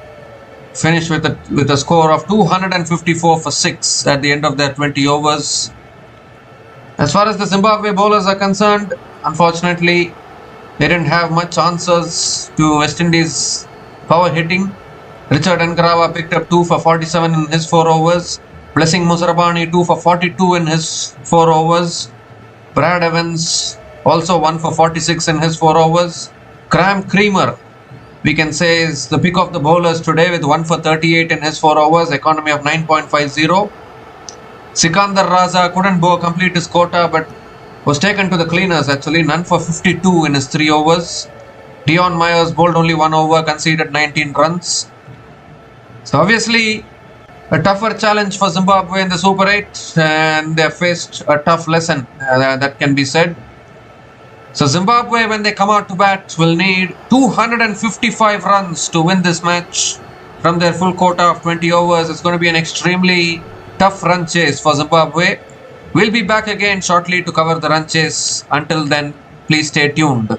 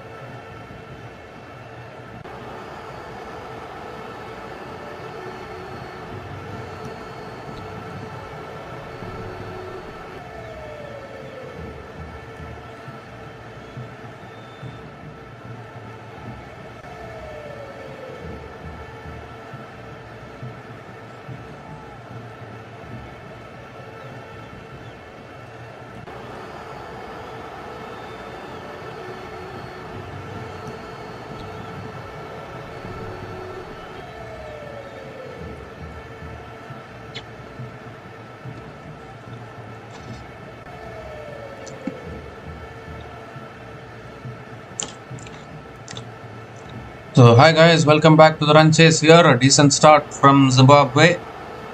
2 boundaries and a 6 so far in this innings. It's a humongous target for Zimbabwe, no doubt about that. 255. It's not going to be easy. Zimbabwe need a blistering start actually. Not only a good start, they need to target around 100 runs in the first 10, more than 100 runs in the 10 overs. That swung away leg side by Brian Bennett towards square leg and picks up another single.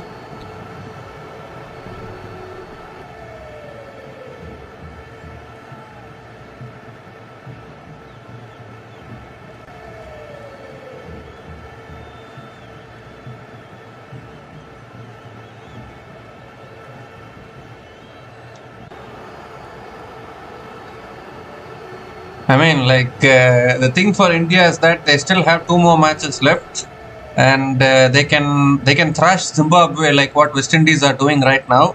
But the thing is, India have a match against West Indies, and that is not going to be easy either, because West Indies are also playing a very aggressive brand of cricket in this tournament. They have defeated England, now they are trying to defeat Zimbabwe. That's driven again down the ground by Marumani. Oh, misfield at mid-off, and that'll run away for 4, I think. Yes, it will. Second boundary in this over. Really good shot down the ground there from Marumani. It should have been stopped at mid-off, but it's gone through the legs. And Marumani picks up his second boundary in this innings.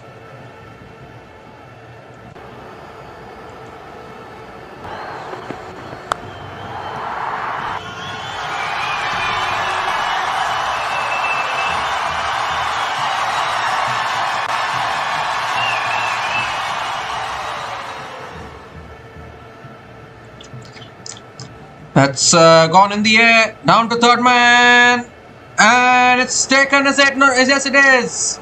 It has been taken at deep third man, and the first wicket for West Indies here. Matthew Ford gets the breakthrough.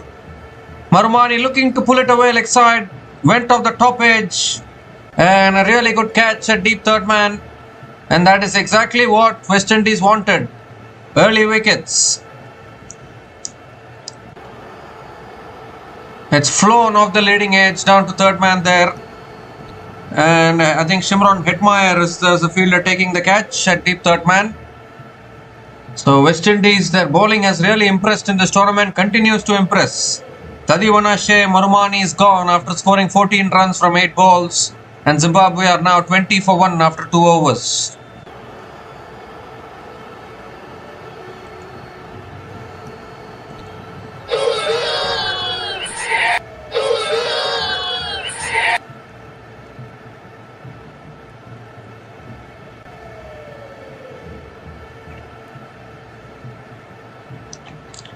Well, this is bound to happen actually, because India have been dominating cricket for the last couple of years. You look at any tournament, India has won that tournament. The men's T20 World Cup, they won it in 2024. The Champions Trophy was won by India last year in 2025. Women's ODI World Cup in 2025. Men's Under-19 World Cup this year. Women's Under-19 T20 World Cup first 2 editions also was won by India only. Then you saw the Men's Asia Cup as well, won by India. So, I mean, India have won plenty of tournaments. They are also humans, and I think this tournament, I feel, might slip away from India's hands. Finally, India might lose a tournament after quite a long time, is what I'm feeling. Akil Hussain now into his second over. Oh, he goes for a big shot, and he's been dismissed. Another wicket for Akil Hussain. Has gone straight through the gate of Brian Bennett, and Brian Bennett for the first time in this tournament has been dismissed. He was not dismissed in the first round in this men's T20 World Cup. He's now been dismissed. Looking to go for the big shot. That is exactly what is needed. Chasing a big target of 255, and it's clipped the top of off stump there, middle and off stump. So the second wicket down for Zimbabwe, and now in a lot of trouble here. The one thing you cannot afford to do while chasing these big targets is to lose early wickets, but that is exactly what has happened. Brian Bennett gone after scoring a run of ball 5, and Zimbabwe are now 20 for 2 after 2.1 overs.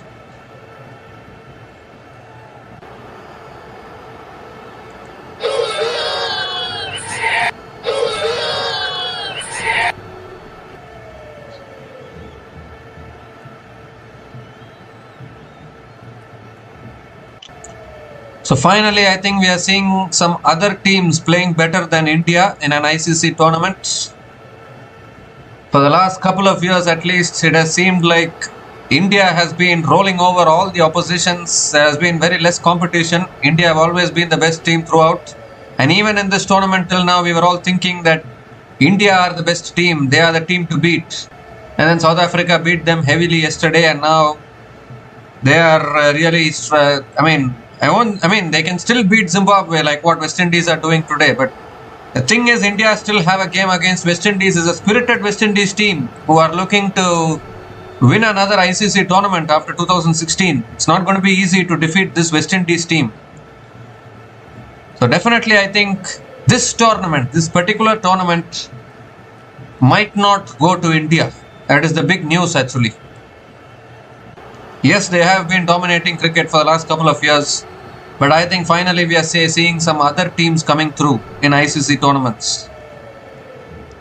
Ryan Ball at number 3 drives it. Ryan Ball coming in at number 4 drives it down the ground to mid-off. Another dot ball from Akil Hussain.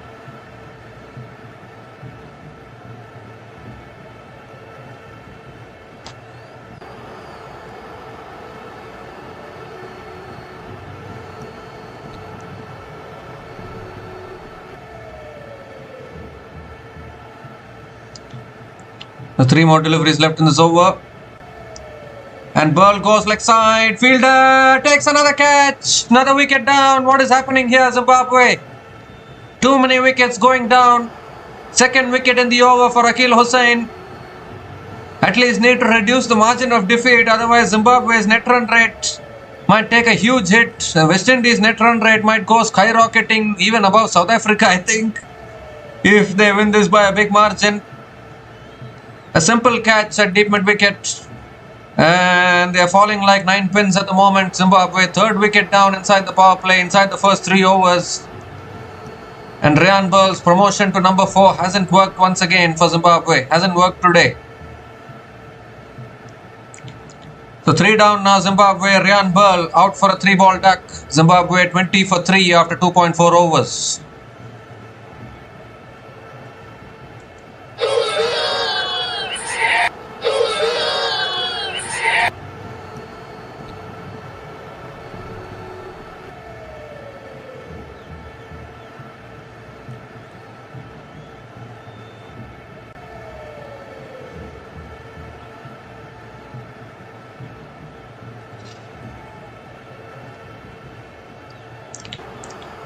So Sikandar Raza is the new batter to the crease for Zimbabwe, running out of batters at the moment.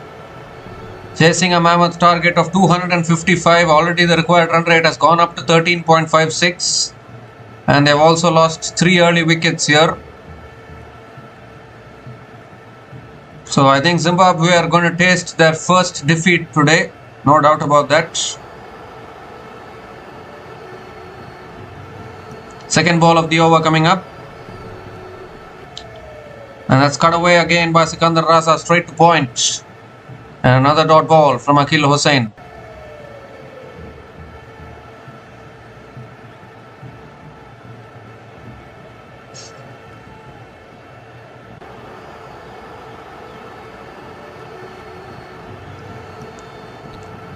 So last ball of the over coming up. Oh, looking to flick it away there. Unable to make connection. Another dot ball to finish the over. Double wicket made an over from Akil Hussain. And Zimbabwe are now 20 for 3 after 3 overs.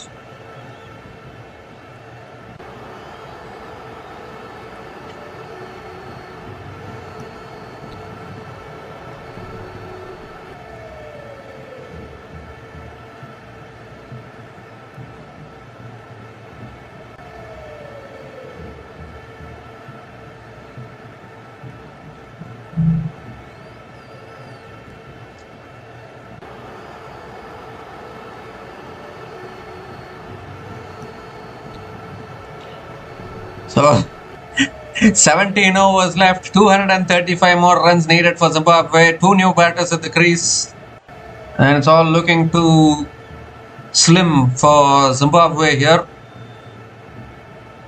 So yet another team is going to get beaten today. Matthew Ford now into his second over.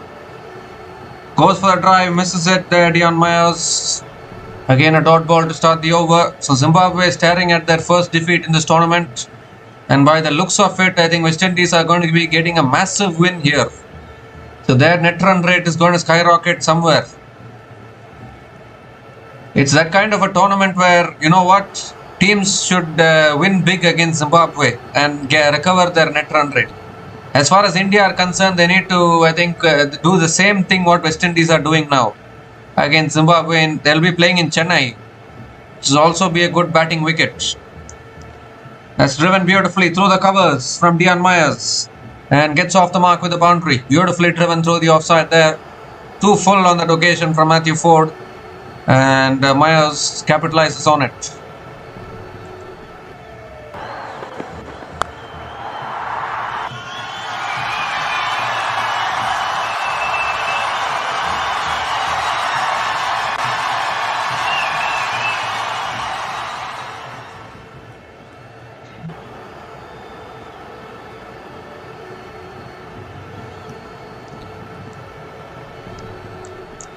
The third ball of the over coming up.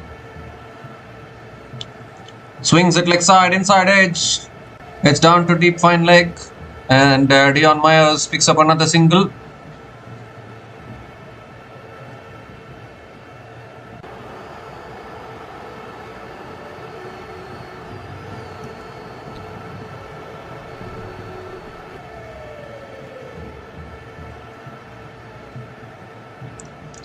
And it also brings the point back, isn't it? No host team has ever won the men's T20 World Cup till now. And that streak, that could continue in this tournament as well, because both India and Sri Lanka are staring at eliminations from the group stage. Both of them are the hosts in this tournament, looking to flick it away leg side, unable to make connection. Another dot ball here. So I think it is a serious thing actually about the host team not winning the T20 World Cup. Unfortunately, the host nations haven't been able to get the job done.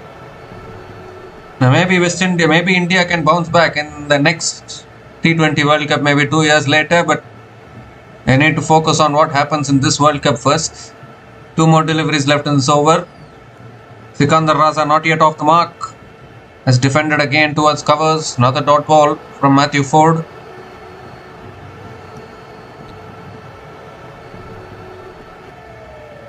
So if we thought that India's defeat was heavy yesterday, Zimbabwe's defeat could be even heavier now.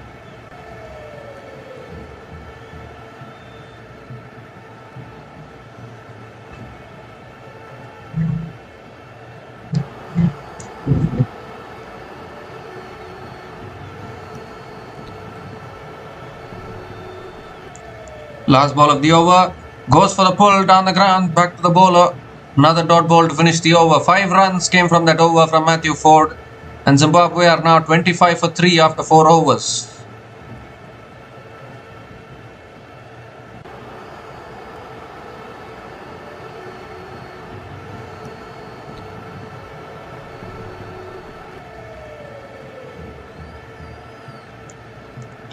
So Zimbabwe are staring down at defeat at the moment. West Indies are right on top. Brilliant batting, brilliant bowling so far. It's vintage West Indies on show in this men's T20 World Cup, that is for sure. All-round performance from them.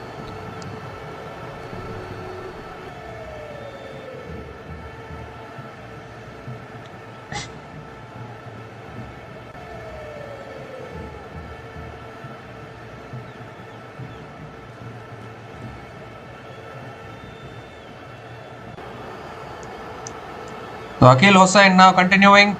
It's on the stumps. Dion Myers flicks it towards mid-wicket. Another dot ball to start the over.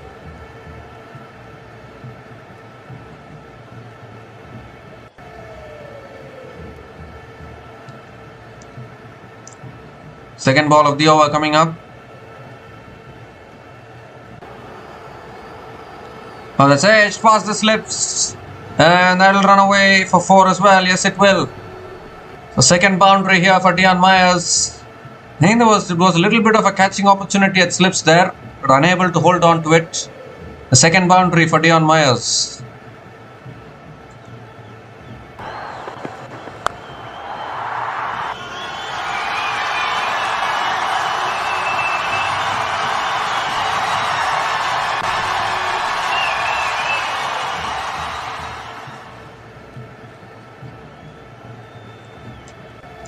This time driven again straight to covers, and another dot ball from Akeal Hosein.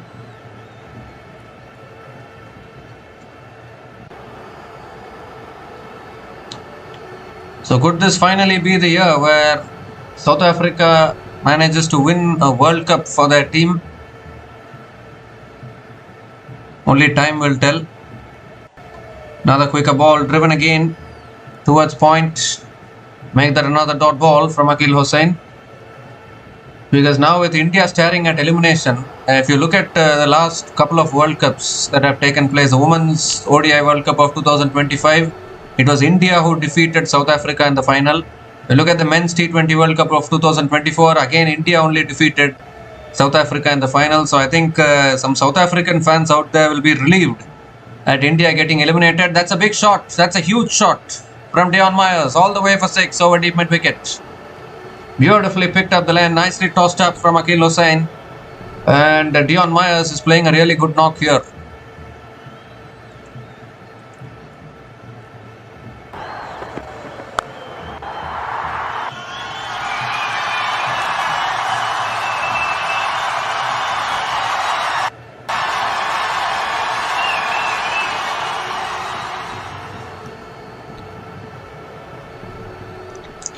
So unfortunately for South Africa, it has been India who has been stopping them every single time. This time around, it's gone the other way.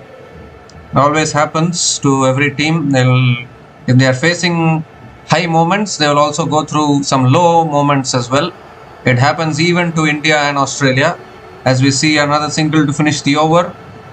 So 11 runs came from that over, and Zimbabwe are now 36 for 3 after 5 overs. Obviously, Australia got eliminated in the previous round. That was a shocker actually. But Australia never had the bowling attack to win them the games. I mean, they were only they were not picking up enough wickets against oppositions, and that is why Australia couldn't make it. And now India is also in a precariously placed position. The two big teams were anticipated to even go on and play the final or even win this tournament are staring down at elimination. And I think no one would have even rated West Indies to play like this, but they are really playing well in this tournament. That's a wide down the leg side from Matthew Ford. And Matthew Ford has to reload that one again.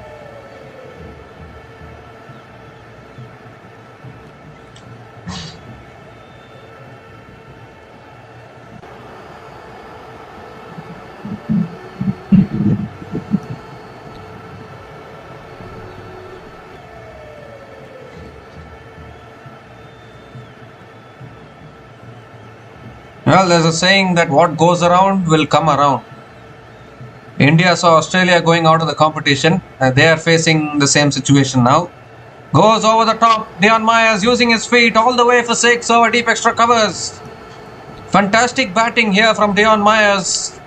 Advancing down the wicket and dispatching it for another 6. He picks up his second 6 in this innings. He's providing a little fight here for Zimbabwe.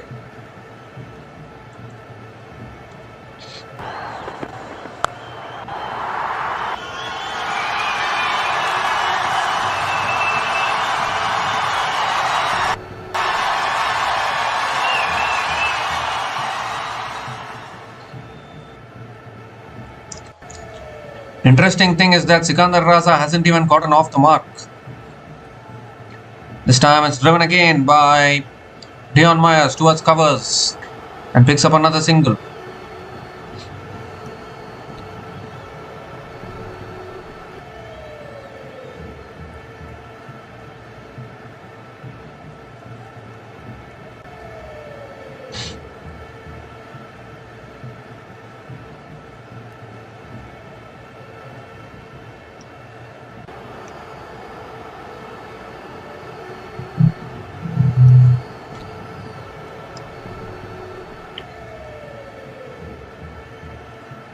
Comes down the wicket, Raza swings and misses. Was looking to do what Mayos did.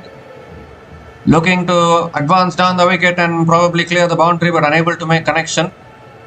And another dot ball from Matthew Ford. The required run rate is already 14.55. It's not enough for Zimbabwe. They need to really get some big overs in if they want to even come closer to the target. It could be a defeat more than 100 runs actually, the way things are looking for Zimbabwe.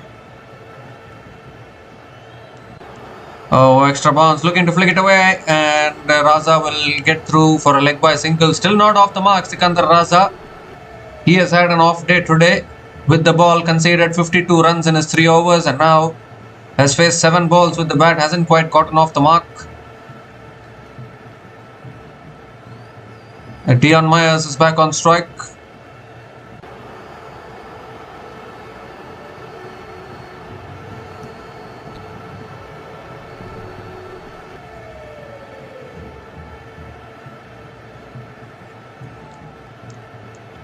That's pulled away by Dion Myers towards deep mid wicket and picks up another single.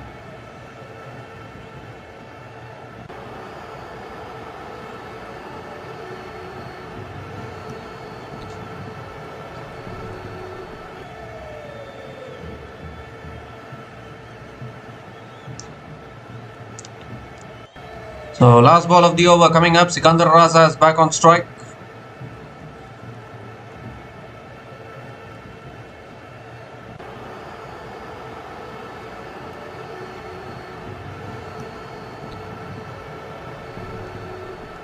That's flicked away down the ground to mid-on, and Raza picks up another single to finish the over. 11 runs came from that over, and Zimbabwe are now 47 for 3 after 6 overs after the launch phase, and it's also the time for the drinks break.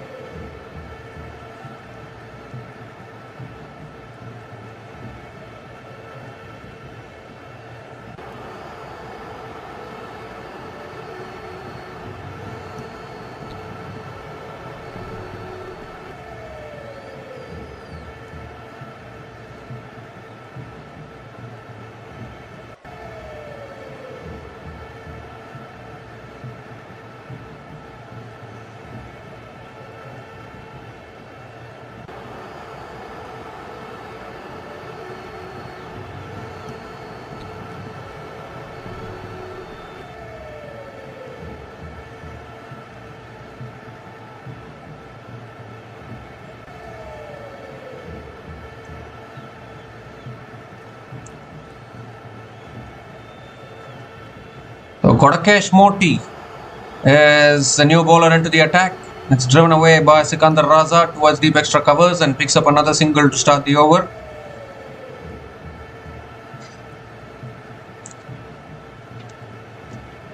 The required run rate is nearing 15 now. This time on the stumps, Dion Myers drives it back to the bowler. Another dot ball from Kodakesh Moti. Kodakesh Moti had a really good day against England at the same venue while defending 197 previous round. Has driven straight down the ground, might run away for 4. Yes, it does. It's beautifully driven there by Dion Myers, and he picks up another boundary. The 50 comes up for Zimbabwe. 50 comes up in just 6.3 overs.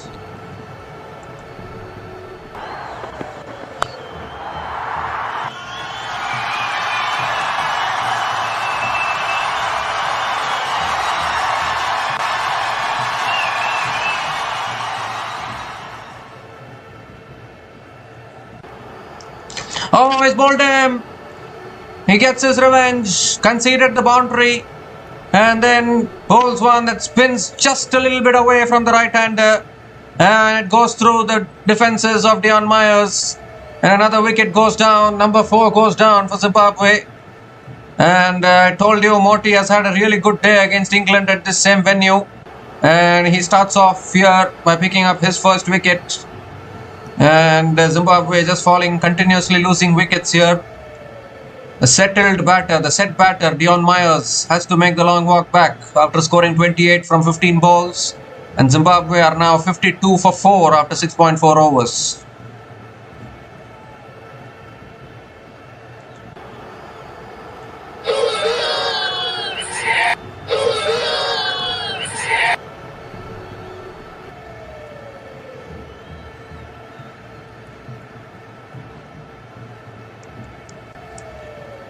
So required run rate is 15.23 now, and I think it's safe to say that the match is slipping away from Zimbabwe at the moment. Tony Munyonga is the new batter to the crease. Losing wickets like this is not helping Zimbabwe's cause. By the looks of it, West Indies look like they can get a win above 100 runs. And increase the net run rate. Putting pressure on India here. Both South Africa and Zimbabwe, both South Africa and West Indies are putting the pressure on India. Because if India don't win against Zimbabwe by a big margin, they could be going out of this tournament. Goes for the sweep shot, Munyonga. Towards deep mid wicket. And Tony Munyonga gets off the mark with a single. Because I don't see India beating West Indies by a big margin. Because West Indies are playing really good cricket actually. If India has to win by a big margin, it is their next game against Zimbabwe. They should not only win, they should win it by a very big margin if they want to improve their net run rate. If they don't do that, even if they win their next 2 games, India will be sent packing home. That is for sure. Last ball of the over coming up. That's cut away in the air, just over that fielder, and that will run away for 4 as well. Just eluding that fielder at point. And Sikandar Raza ends the over with a boundary. 10 runs came from that over, including the wicket of Dion Myers. And Zimbabwe are now 57 for 4 after 7 overs.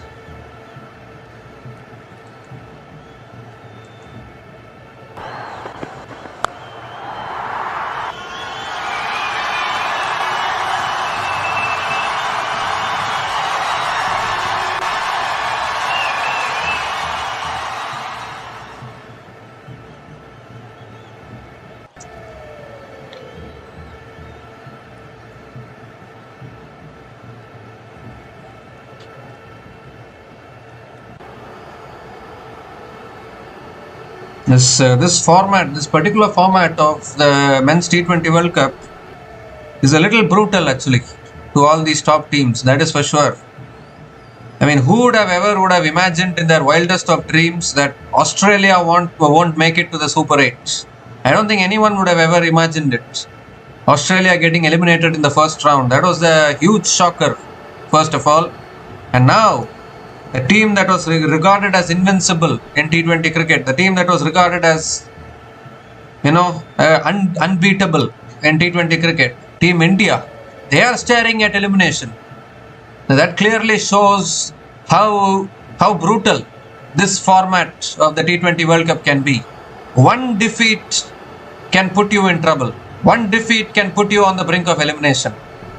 And then the pressure creeps in. Another defeat will officially knock you out. So it's a very, very brutal format, and you cannot afford to be complacent in this format of the T20 World Cup.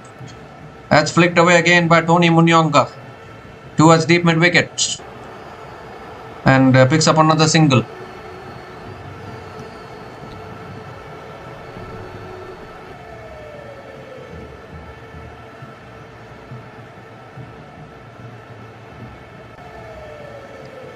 Very, very brutal actually. Every match is very, very important. Every match is kind of a must-win game in this format of the T20 World Cup. You can't relax and say just one defeat. It's not going to do anything. That one defeat will cost you the tournament. It's that kind of a tournament, this. Sikandar Raza on strike. Goes big, offside. And that's sliced away. One bounce and into the boundary for 4 towards deep point. So Raza picks up his second boundary.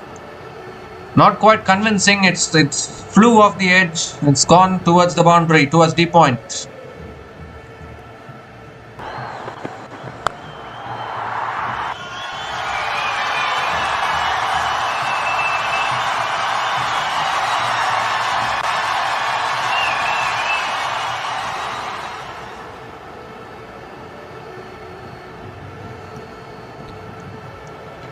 Now 3 more deliveries left in this over.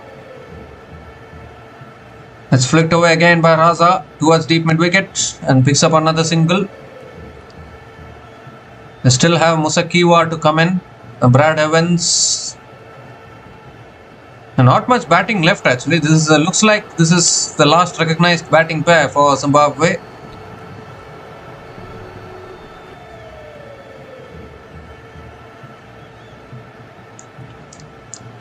But you have to give the credit to Zimbabwe for making it this far. I mean, teams like Australia and Sri Lanka in their group, still they managed to top that table and come to the Super 8. So I need to really appreciate Zimbabwe for that. But to make it to the semis is not an easy task at all.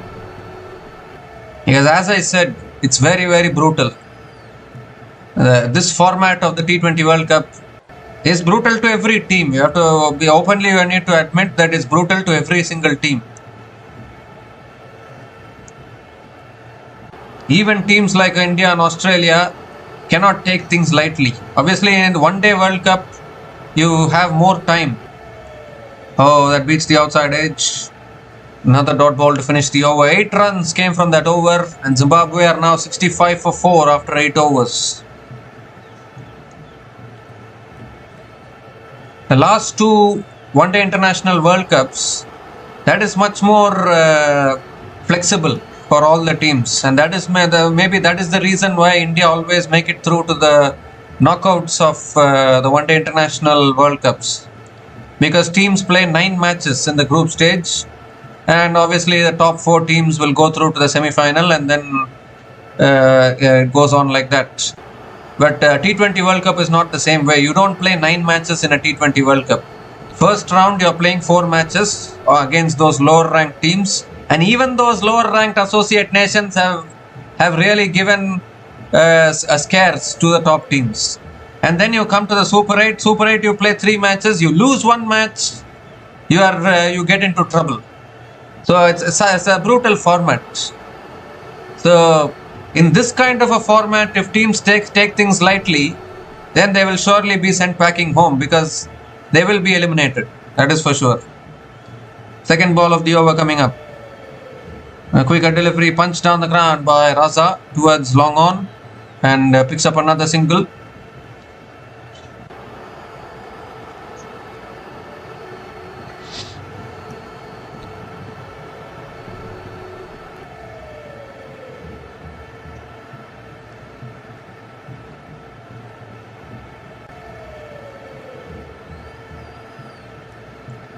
Third ball of the over. Munyonga goes for a slog sweep, gets it all the way. Gets it all the way for 6. That's a clean hit from Munyonga. He's a 6-hitter, alright. Hit that crucial 6 in the last over in the previous game against Sri Lanka to take them home. And now he picks up his first 6 here against West Indies.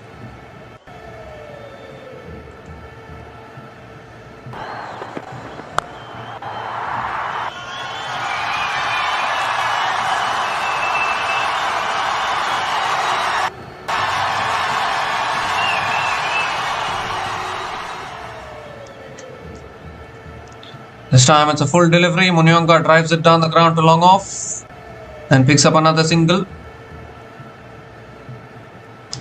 Sikandar Raza is back on strike.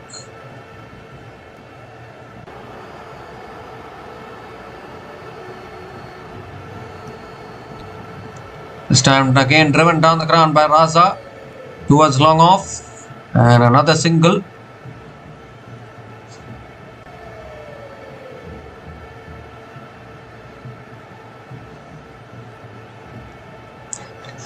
Now 9 runs have come from this over, still 1 ball left. The last ball of the over coming up.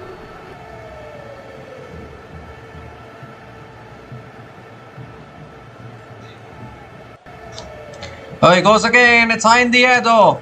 Is there any fielder running in? Can't get there. Ball lands safely. And Tony Munyonga picks up another single to finish the over. 10 runs came from that over. And Zimbabwe are now 75 for 4 after 9 overs.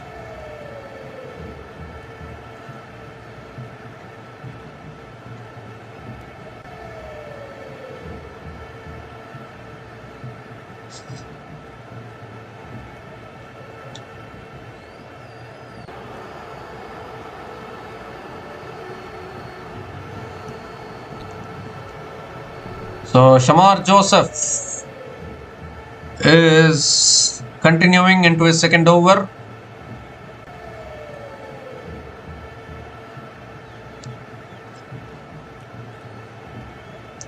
Required run rate is 16.36 for Zimbabwe. Very, very tough situation for Zimbabwe here. Tony Munyonga is on strike.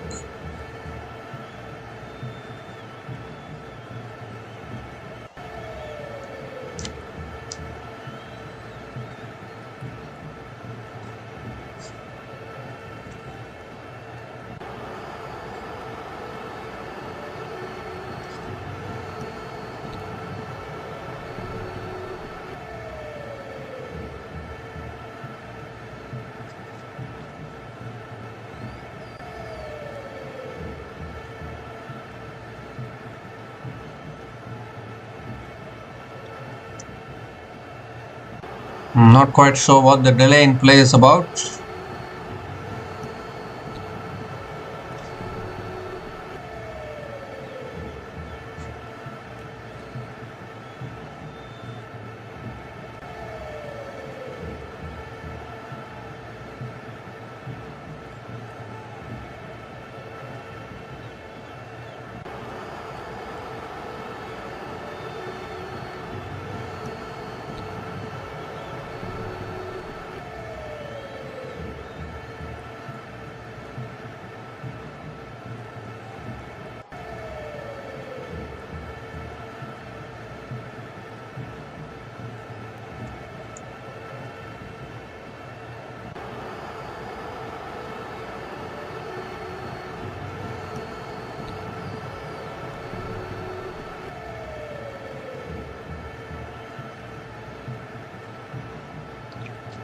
This time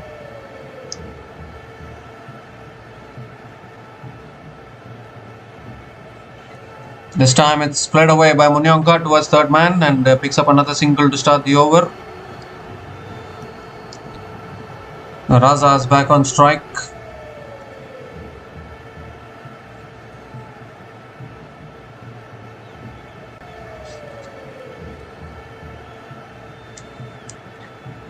Second ball of the over coming up. That's flicked away by Raza towards deep mid wicket and picks up another single. Back-to-back singles from Zimbabwe here to start the over.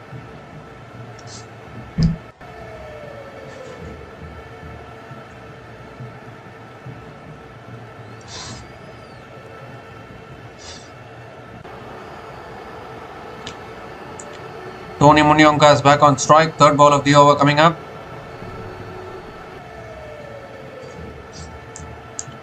That's a wide down the leg side.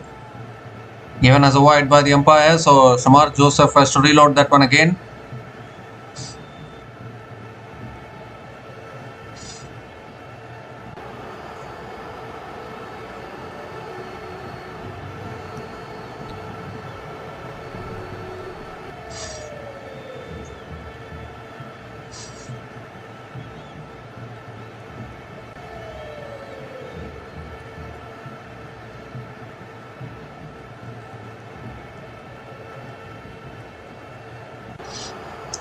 Comes down the wicket, flicks it away leg side towards deep mid wicket, and Tony Munyonga picks up another single.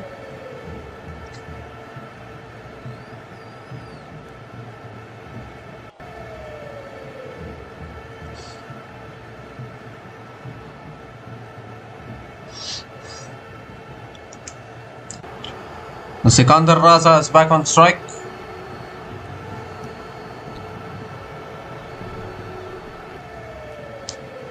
That's pulled away by Raza, and that's all the way for 6 over deep square leg. And he's asking for the height as well to the square leg umpire. But I think the umpire reckons that the height might be fine probably. But first 6 for Raza in this innings, and he is indeed turning it on for Zimbabwe here.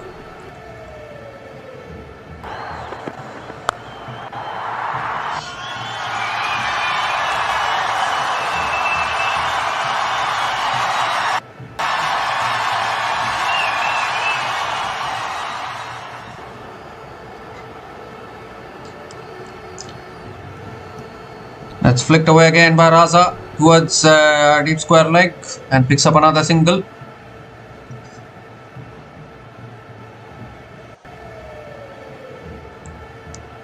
Tony Munyonga is back on strike. Required run rate has gone above 16. And this is bound to happen in this kind of an enormous run chase.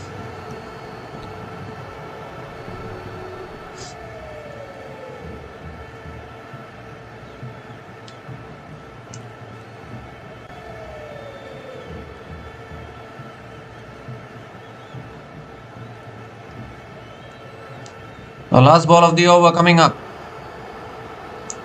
from Shamar Joseph. Tony Munyonga is on strike.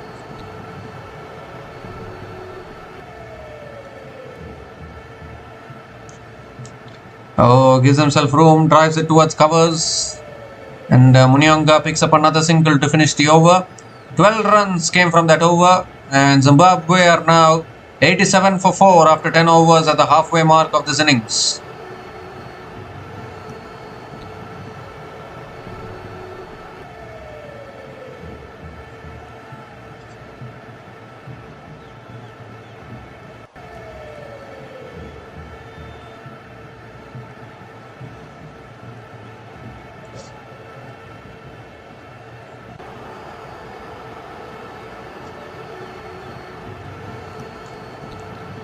Godakesh Moti is back into the attack, into his third over.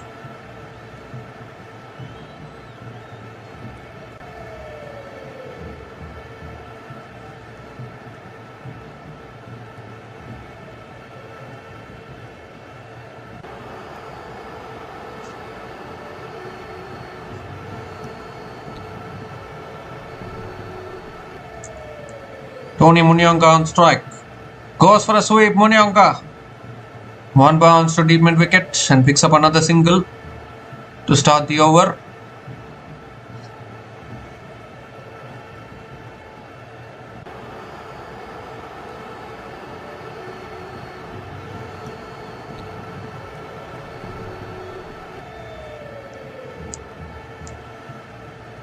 That's tossed up and Raza goes over cover. 6 more. That is a huge hit from Raza. Nicely tossed up outside the off stump. And Sikandar Raza says thank you very much. Picks up his second 6 in his innings. Zimbabwe is still fighting it here.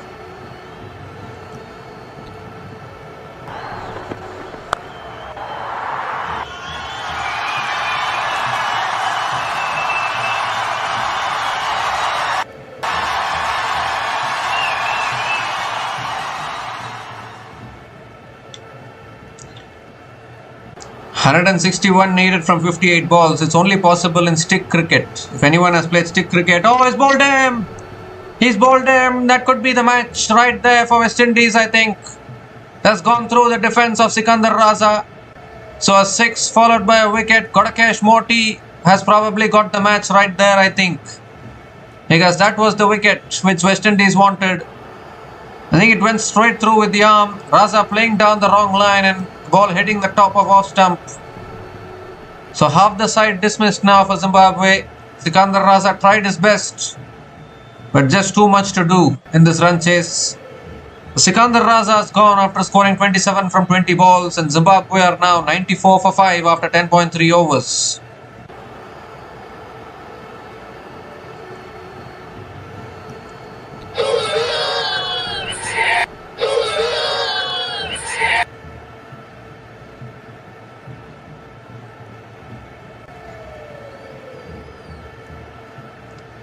.161 needed from 57 balls. What I was trying to say is, this kind of a run chase is possible only in stick cricket. If anyone has played stick cricket, I'm sure many people watching this, during your childhood days, you would have played a game called stick cricket. There they will give targets like 170, 180 to chase down in 10 overs, and you'll all hit every ball for boundaries and sixes. Only in that game you can chase down these equations. In real cricket, it's very, very tough. Tashinga Musakiwa is the new batter to the crease for Zimbabwe, and it's now looking very, very tough for Zimbabwe actually, because Sikandar Raza, as the man in form, has been dismissed. Kodakesh Morty always picking up those important wickets for West Indies. Oh, he's bowled him again. Another one goes. What is happening here? It's gone straight through the defense of Tashinga Musakiwa. And the 6th wicket goes down here for Zimbabwe. Kodakesh Morty is on fire, picks up his 3rd wicket. And Zimbabwe are falling apart. It's gone straight through, just beating the outside edge of Musakiwa there. And clips the top of off stump once again. West Indies are well and truly back at this tournament. Tashinga Musakiwa out for a first ball duck, and Zimbabwe are now 94 for 6 after 10.4 overs.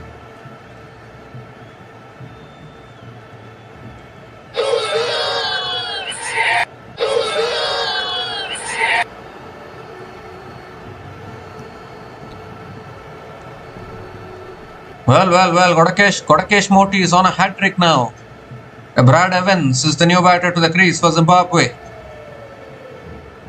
He will need to face the hat-trick ball. We've already seen a hat-trick in this tournament from Romario Shepherd. He got a hat-trick against Scotland. Can we see another hat-trick here from a West Indian bowler?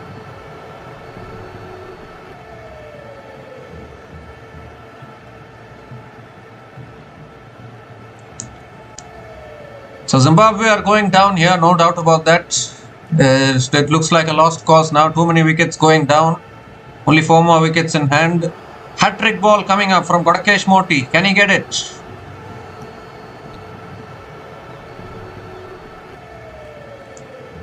Brad Evans is on strike. Hat-trick ball. Oh, he goes for a sweep. What a brave shot to play of a hat-trick ball. It's towards fine leg, and Brad Evans gets off the mark with a single. Hat-trick ball, and he's going for a shot there.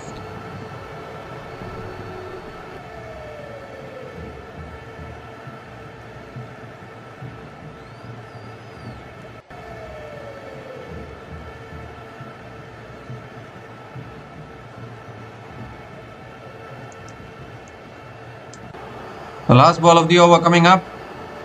Oh, he goes for a big shot. Appeal for LBW. Umpire says not out. Another dot ball to finish the over. 8 runs came from that over, including 2 wickets. And Zimbabwe are now 95 for 6 after 11 overs.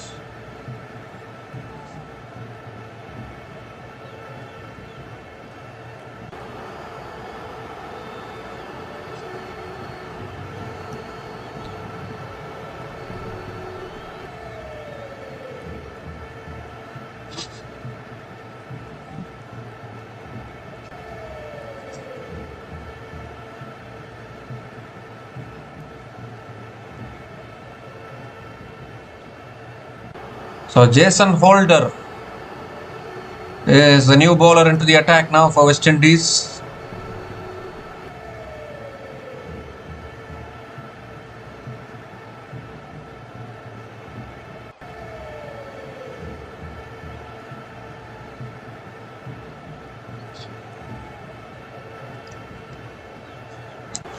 Brad Evans is on strike. That's flicked away by Evans. Oh, looking for the single and sent back. Again, a dot ball to start the over. Required run rate has gone up to 18.11. They don't have the batters now, Zimbabwe.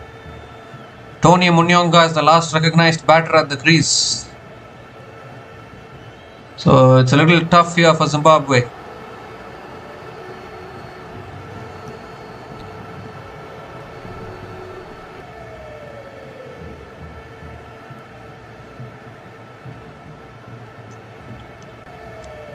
Goes for a scoop. Doesn't make proper contact on that. Gone off the edge of the bat probably. And another dot ball from Jason Holder.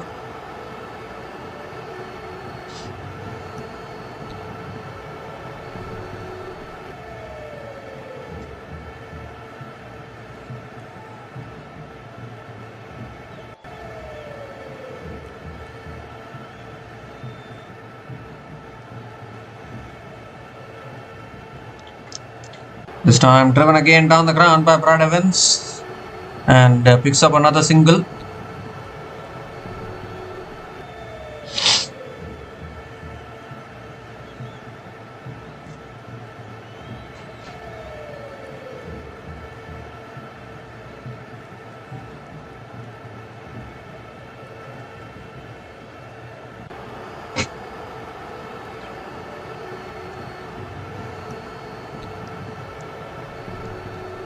So Munyonga is back on strike. Goes high in the air. Munyonga, no timing. Ball will land safely towards long on, and another single for Tony Munyonga.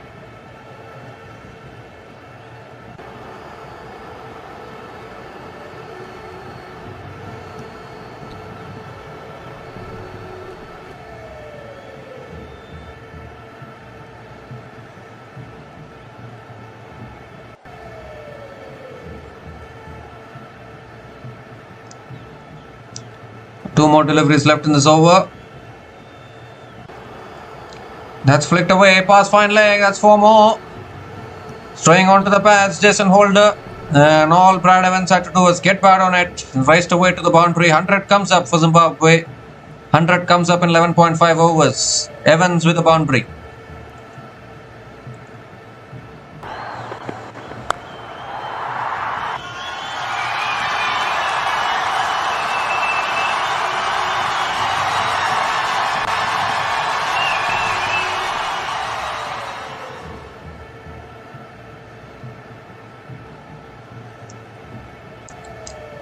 So last ball of the over coming up.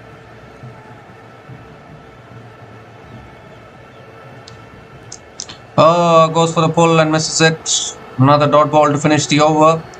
6 runs came from that over from Jason Holder. And Zimbabwe are now 101 for 6 after 12 overs.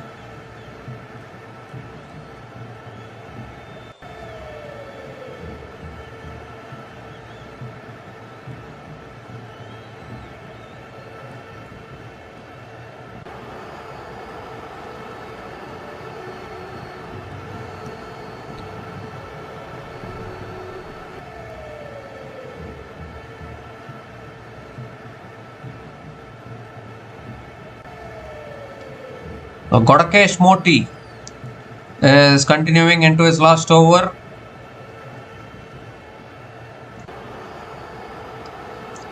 Tony Munyonga is on strike.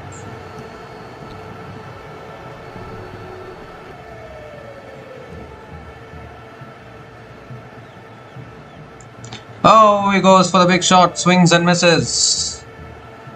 There's another dot ball to start the over. I think the ball is slightly spinning away there from Munyonga, who's now looking to just go for it now every ball. The way Munyonga is swinging, if he connects it cleanly, it will go out of the ground. No doubt about that. Goes big. This will go into the hands of deep mid wicket.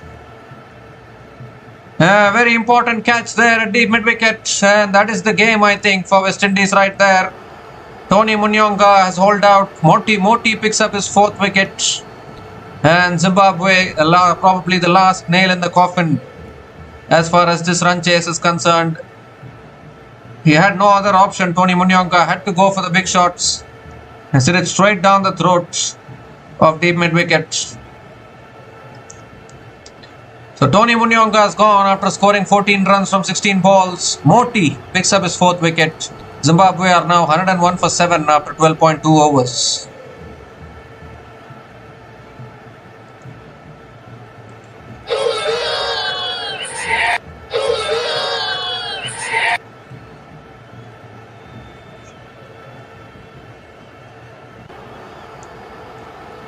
So Graham Creamer is the new batter to the crease for Zimbabwe.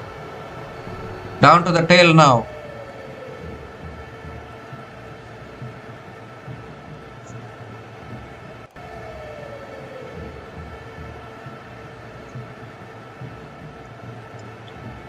Third ball of the over coming up. Moti pushing for a fifer probably. Close to the stumps, going for the cut shot. Another dot ball from Godakesh Moti.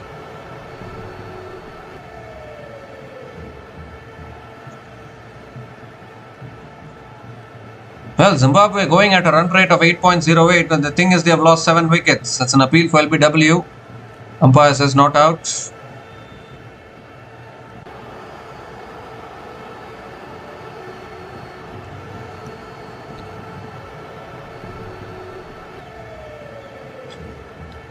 That's full again, driven by Creamer, straight to point.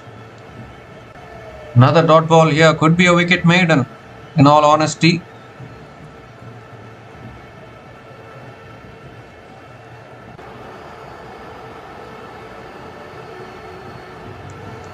The last ball of the over coming up. Goes for a reverse sweep, unable to make connection. It is a wicket maiden over from Godakesh Moti. He finishes the spell 4 for 28 in his 4 overs. And Zimbabwe are now 101 for 7 after 13 overs.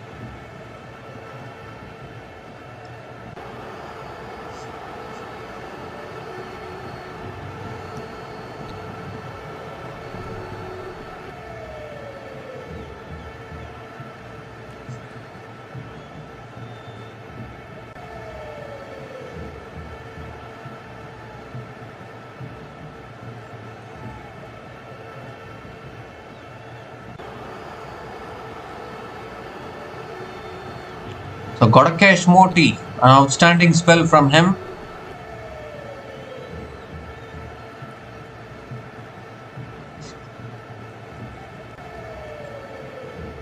The 2-time champions West Indies look like they're going to be getting their first win in this tournament. Jason Holder into his 2nd over now.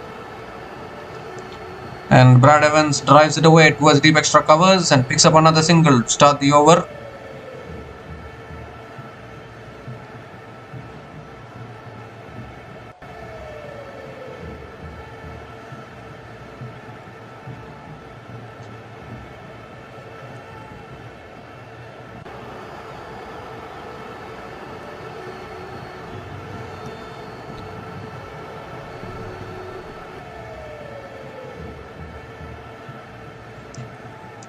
Second ball of the over coming up.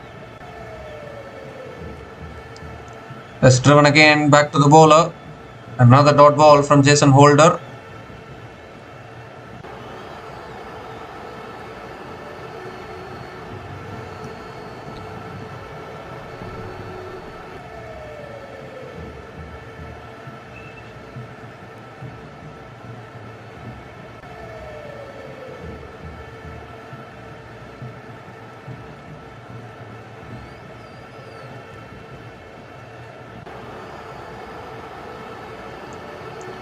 Oh, that's pulled in the air and taken.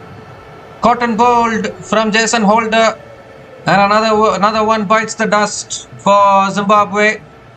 Was looking to pull it away. It was a short ball. But Creamer not able to get the power behind that shot.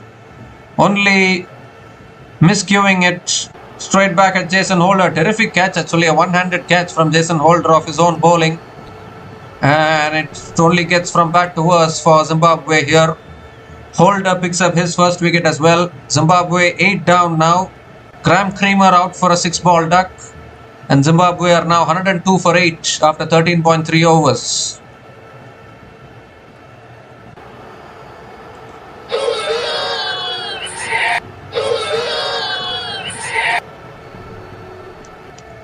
And it's also the time for the drinks break.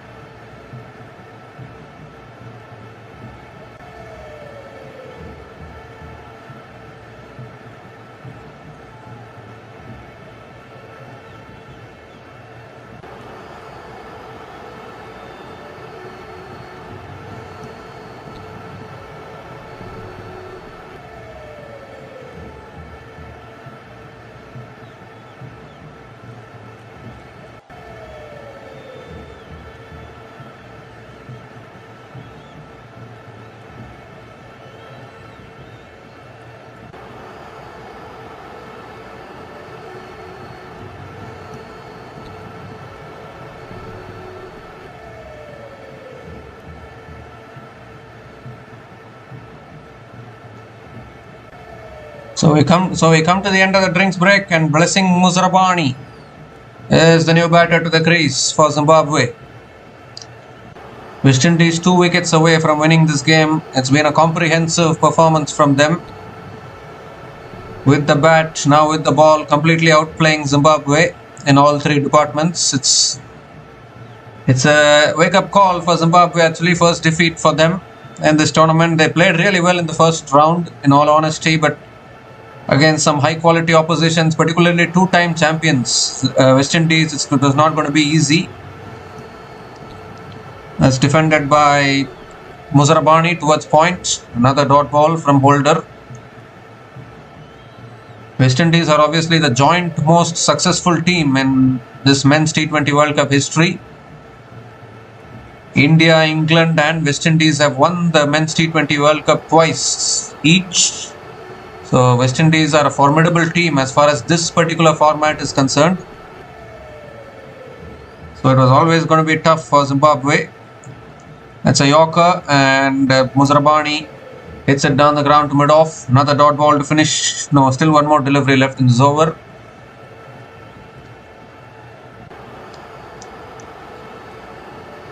So this is what prime West Indies would look like. You're getting a taste of prime West Indies, I guess. I mean, they've been going through a downfall ever since the 2016 triumph in the men's T20 World Cup.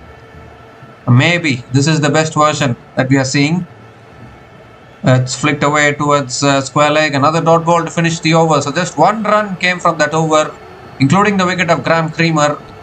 And Zimbabwe are now 102 for 8 after 14 overs.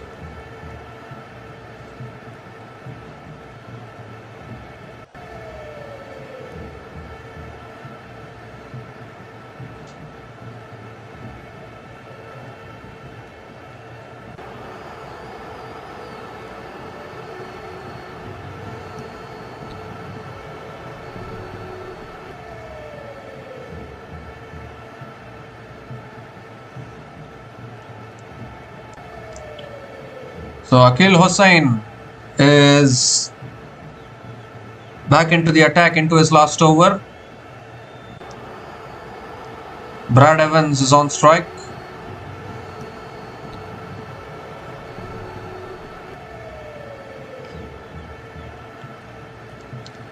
Comes down the wicket. Evans swings it leg side towards deep mid wicket and picks up another single to start the over.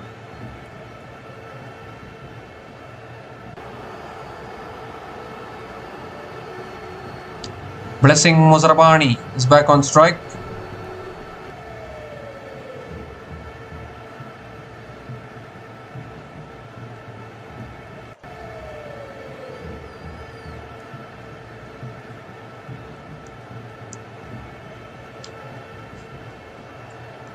Oh, that's on the stumps. Muzarabani drives it back to the bowler. Another dot ball from Akil Hossain.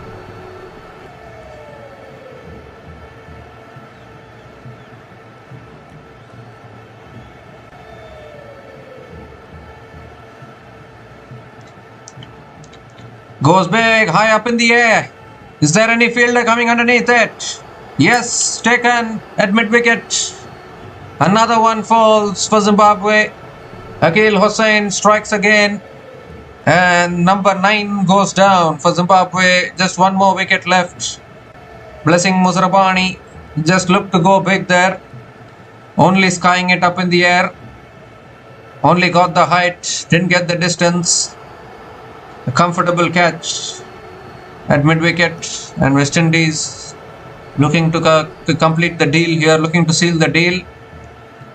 Muzarabani out for a 5-ball duck. Akil Hossain gets his 3rd wicket. Zimbabwe are now 103 for 9 after 14.3 overs.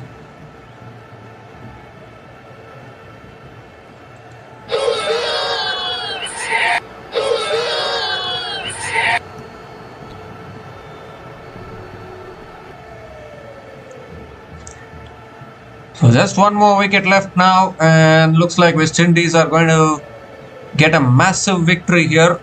Massive means massive. More than massive victory in all honesty. Richard Ngarava is the last batter to the crease for Zimbabwe.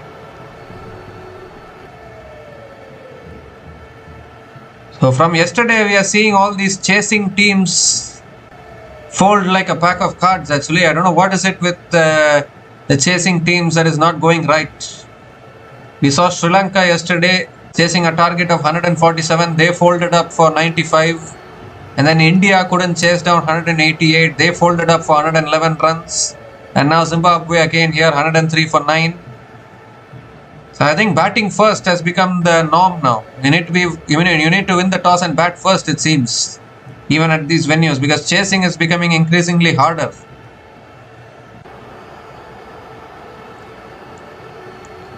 So 3 more deliveries left in this over. Ngarava on strike.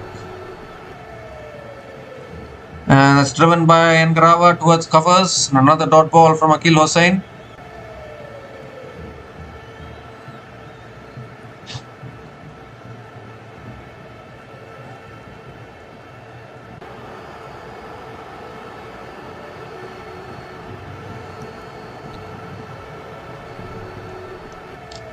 This time again defended back to the bowler.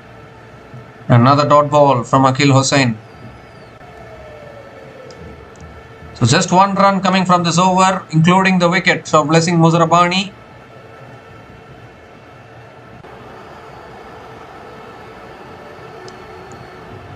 The last ball of the over coming up. Well, Ngarava goes big and he's gone massive. That's all the way for 6.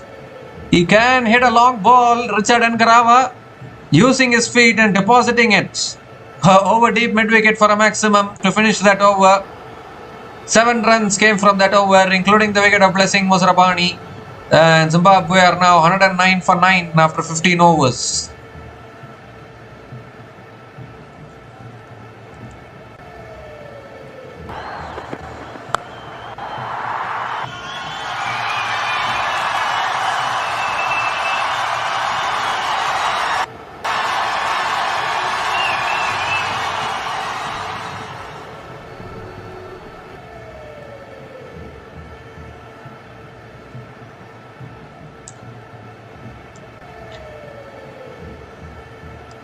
So just one more wicket needed now for West Indies to wrap things up. And I think Jason Holder is back into the attack.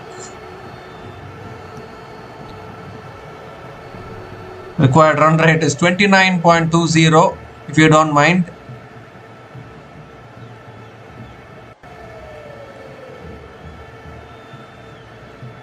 Here's Jason Holder. Goes for the pull shot, misses it. Another dot ball to start the over.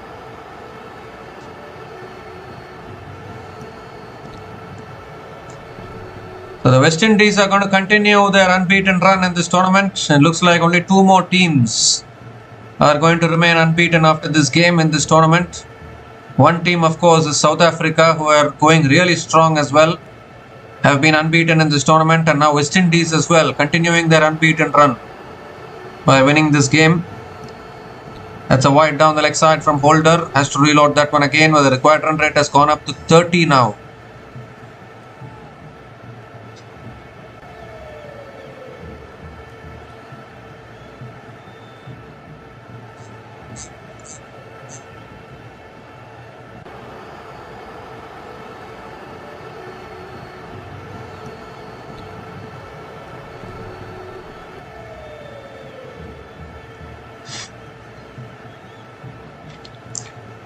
Well, that's nicely played. He's guided it past the keeper, and that will run away for 4. So Brad Evans picks up his second boundary. Beautifully used the pace there of Jason Holder. Picks up another boundary.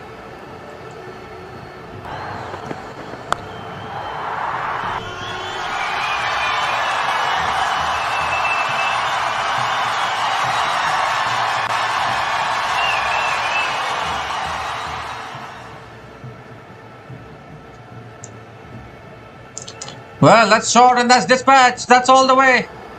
That's a massive hit from Brad Evans. So even the batters lower down the order here are enjoying themselves here, finding the boundaries. A 4 and a 6 from Brad Evans.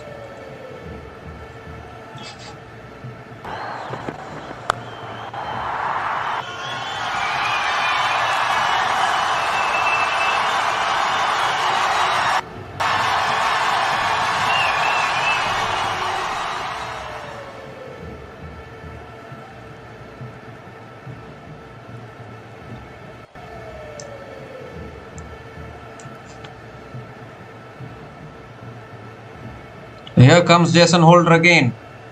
Goes again, and that's all the way again. Back-to-back sixes from Brad Evans. Again, another short ball, and Brad Evans has deposited another one over deep mid-wicket.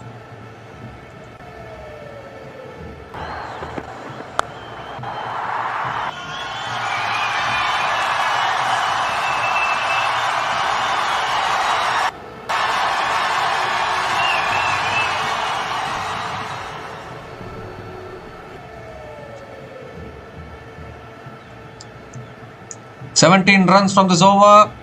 He goes outside the off stump this time, and Brad Evans not able to make connection. So another dot ball from Jason Holder. 17 runs have come from this over. Big over for Zimbabwe actually, but not big enough to win them the cricket match. That is for sure.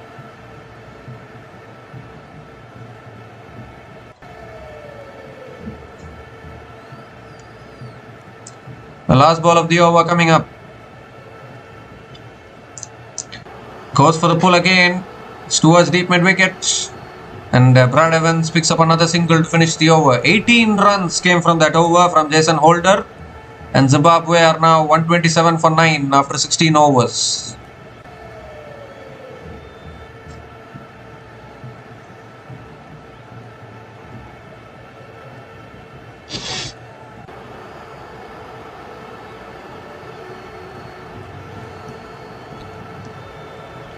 So Brad Evans keeps the strike for Zimbabwe.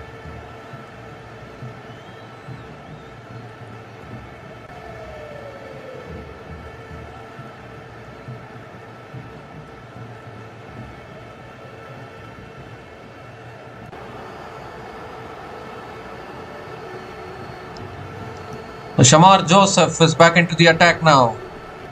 for West Indies.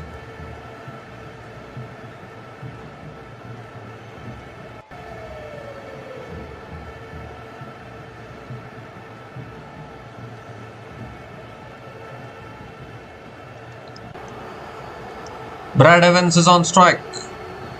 Here's Shamar Joseph. Oh, he goes for a paddle. He's got it all the way, has he? Yes, he has. Another 6 here for Brad Evans. What an innings he's playing here towards the end. It is a lost cause, of course, but Brad Evans now moves to 31 from just 15 balls. His third 6 in his innings.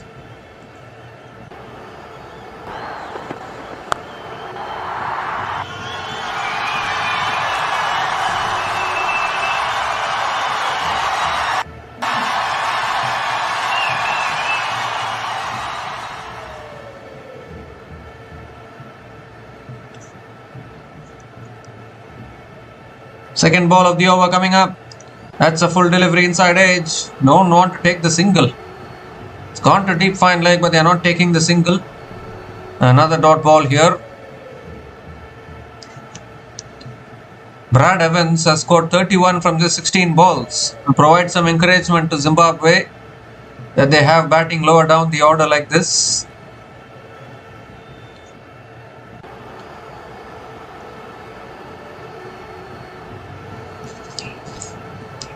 Third ball of the over coming up.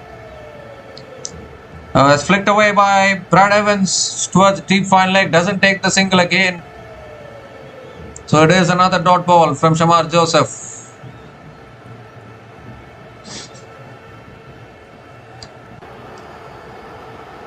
The required run rate has gone up to 34.86 if you don't mind.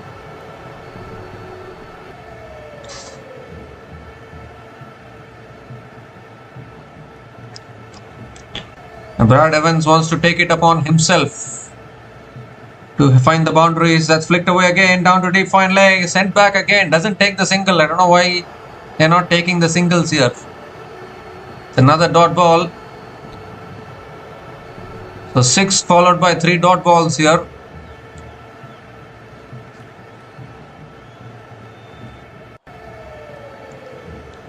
Zimbabwe are going to suffer their first defeat in this tournament. They came into this Super 8 stage unbeaten as well, but they are going to be beaten today. Goes down the ground. Brad Evans, has he got enough on it? He has. My goodness me. Brad Evans. He is playing a cameo here for Zimbabwe. A fuller delivery on that occasion from Shamar Joseph. And that is a serious shot down the ground from Brad Evans.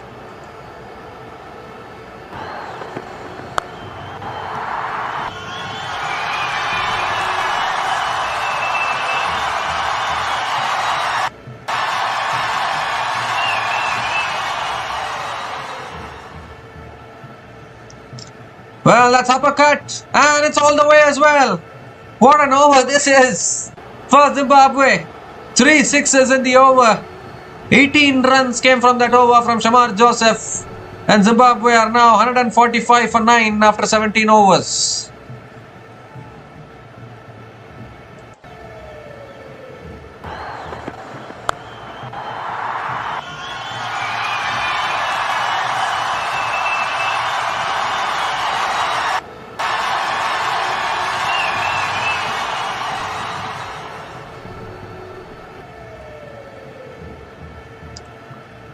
Brad Evans take about 43 from just 20 balls. It's not going to win the match for Zimbabwe, but a cameo here towards the end. At least can Zimbabwe lose by less than 100 runs probably because of this cameo. Reduce the margin of defeat.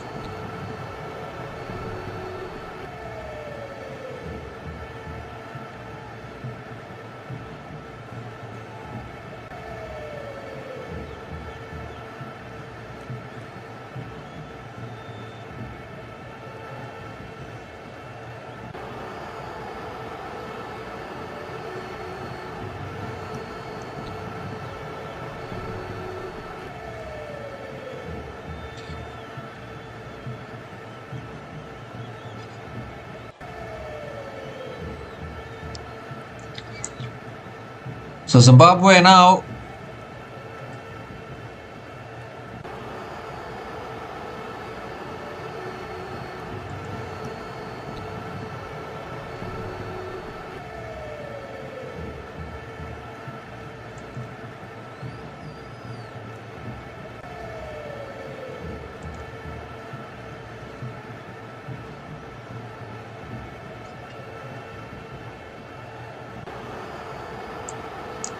So Matthew Ford is going to be bowling the 18th over here, coming around the wicket to Richard Ngarava. And Ngarava swings and misses. There's a dot ball to start the over.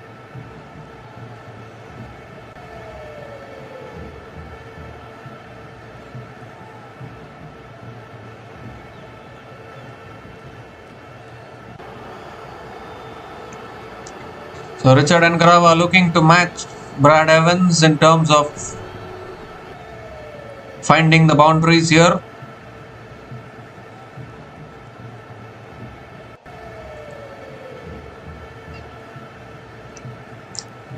Second ball of the over coming up. That's defended again by Ngarava. Back to the bowler. Another dot ball from Matthew Ford.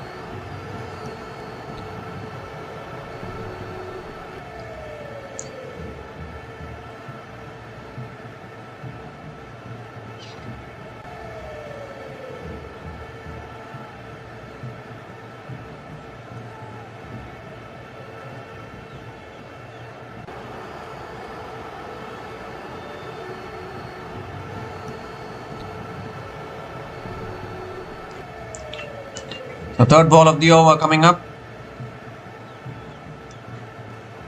Back over the wicket now. Goes for the pull. Is it too high? I think it is. Given as a wide by the umpire. So Matthew Ford has to reload that one again. The West Indies are unbeaten at the Wankhede Stadium in Men's T20 World Cup's history. And that winning streak is going to continue. It's going to continue on. They have been simply brilliant at the Wankhede Stadium. 5 wins in a row now, including this win for West Indies at the Wankhede Stadium in Men's T20 World Cups.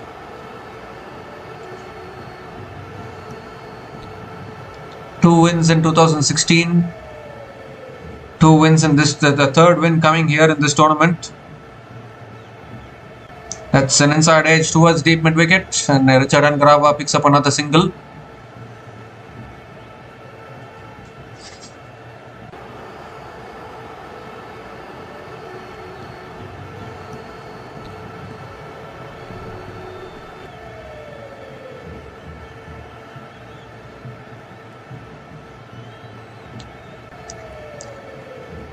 So Brad Evans is back on strike. 3 more deliveries left in this over.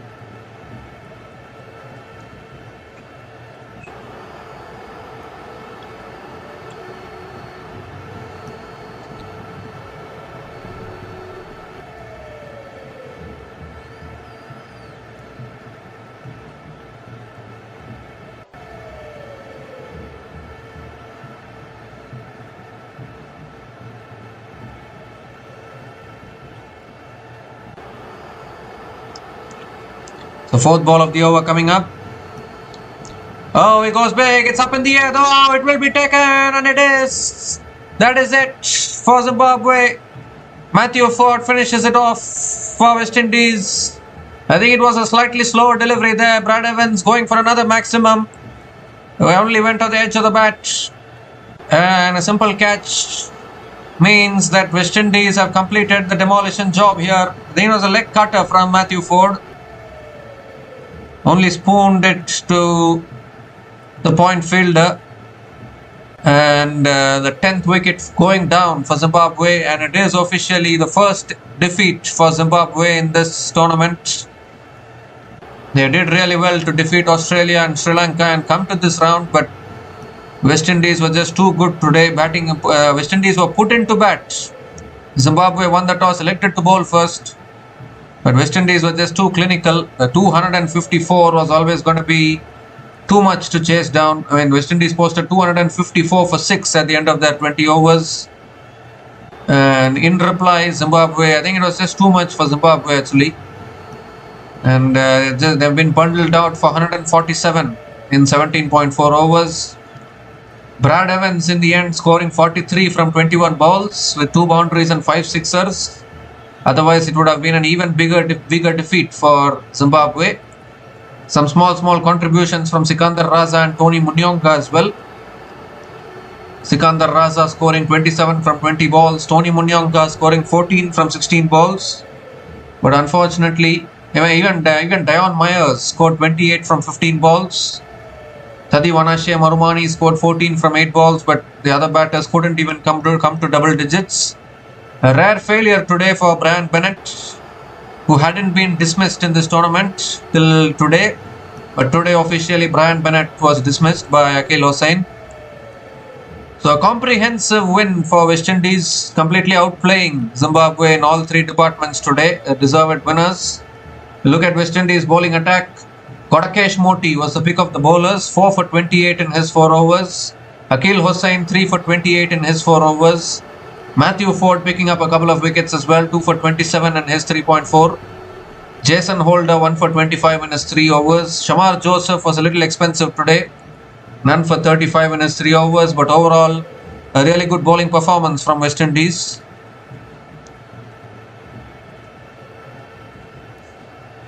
So Zimbabwe getting a taste of some international quality from West Indies today, and the 2016 vibe is alive and kicking as far as the Caribbean boys are concerned, because the West Indies continue their unbeaten winning streak at the Wankhede Stadium in the history of men's T20 World Cups. They have now played 5 matches at the Wankhede Stadium, West Indies, and they have won all 5 matches in men's T20 World Cups.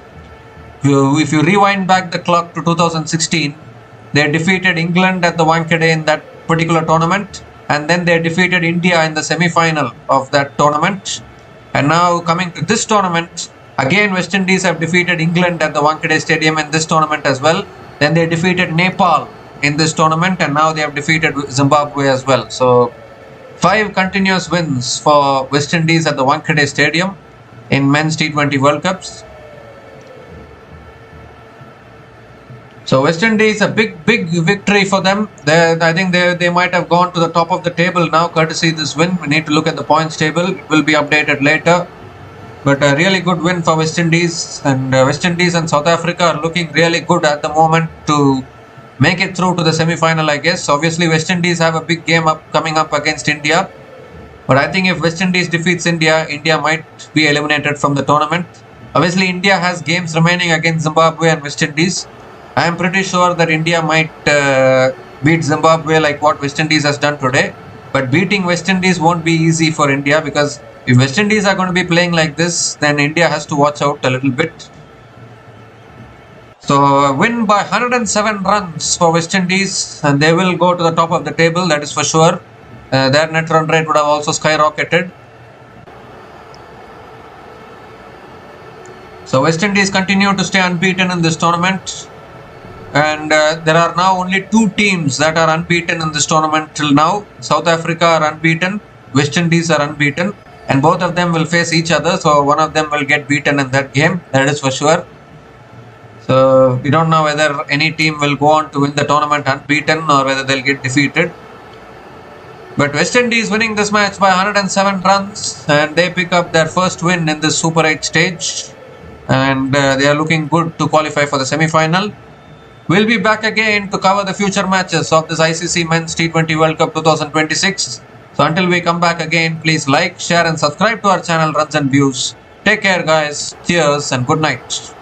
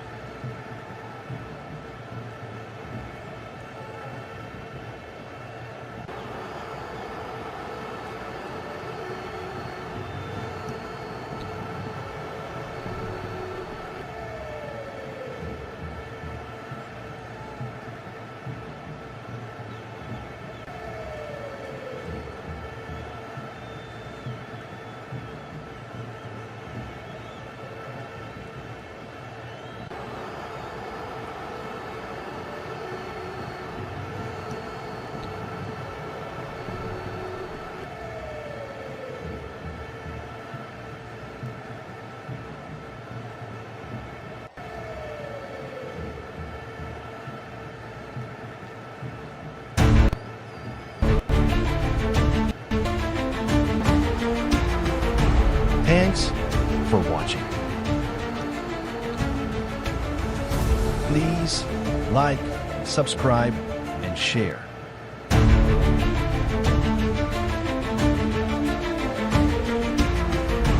Thanks for watching. Please like, subscribe, and share.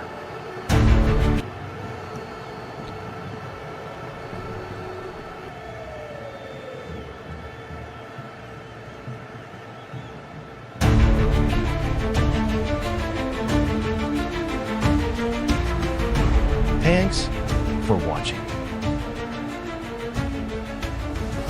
Please like, subscribe, and share.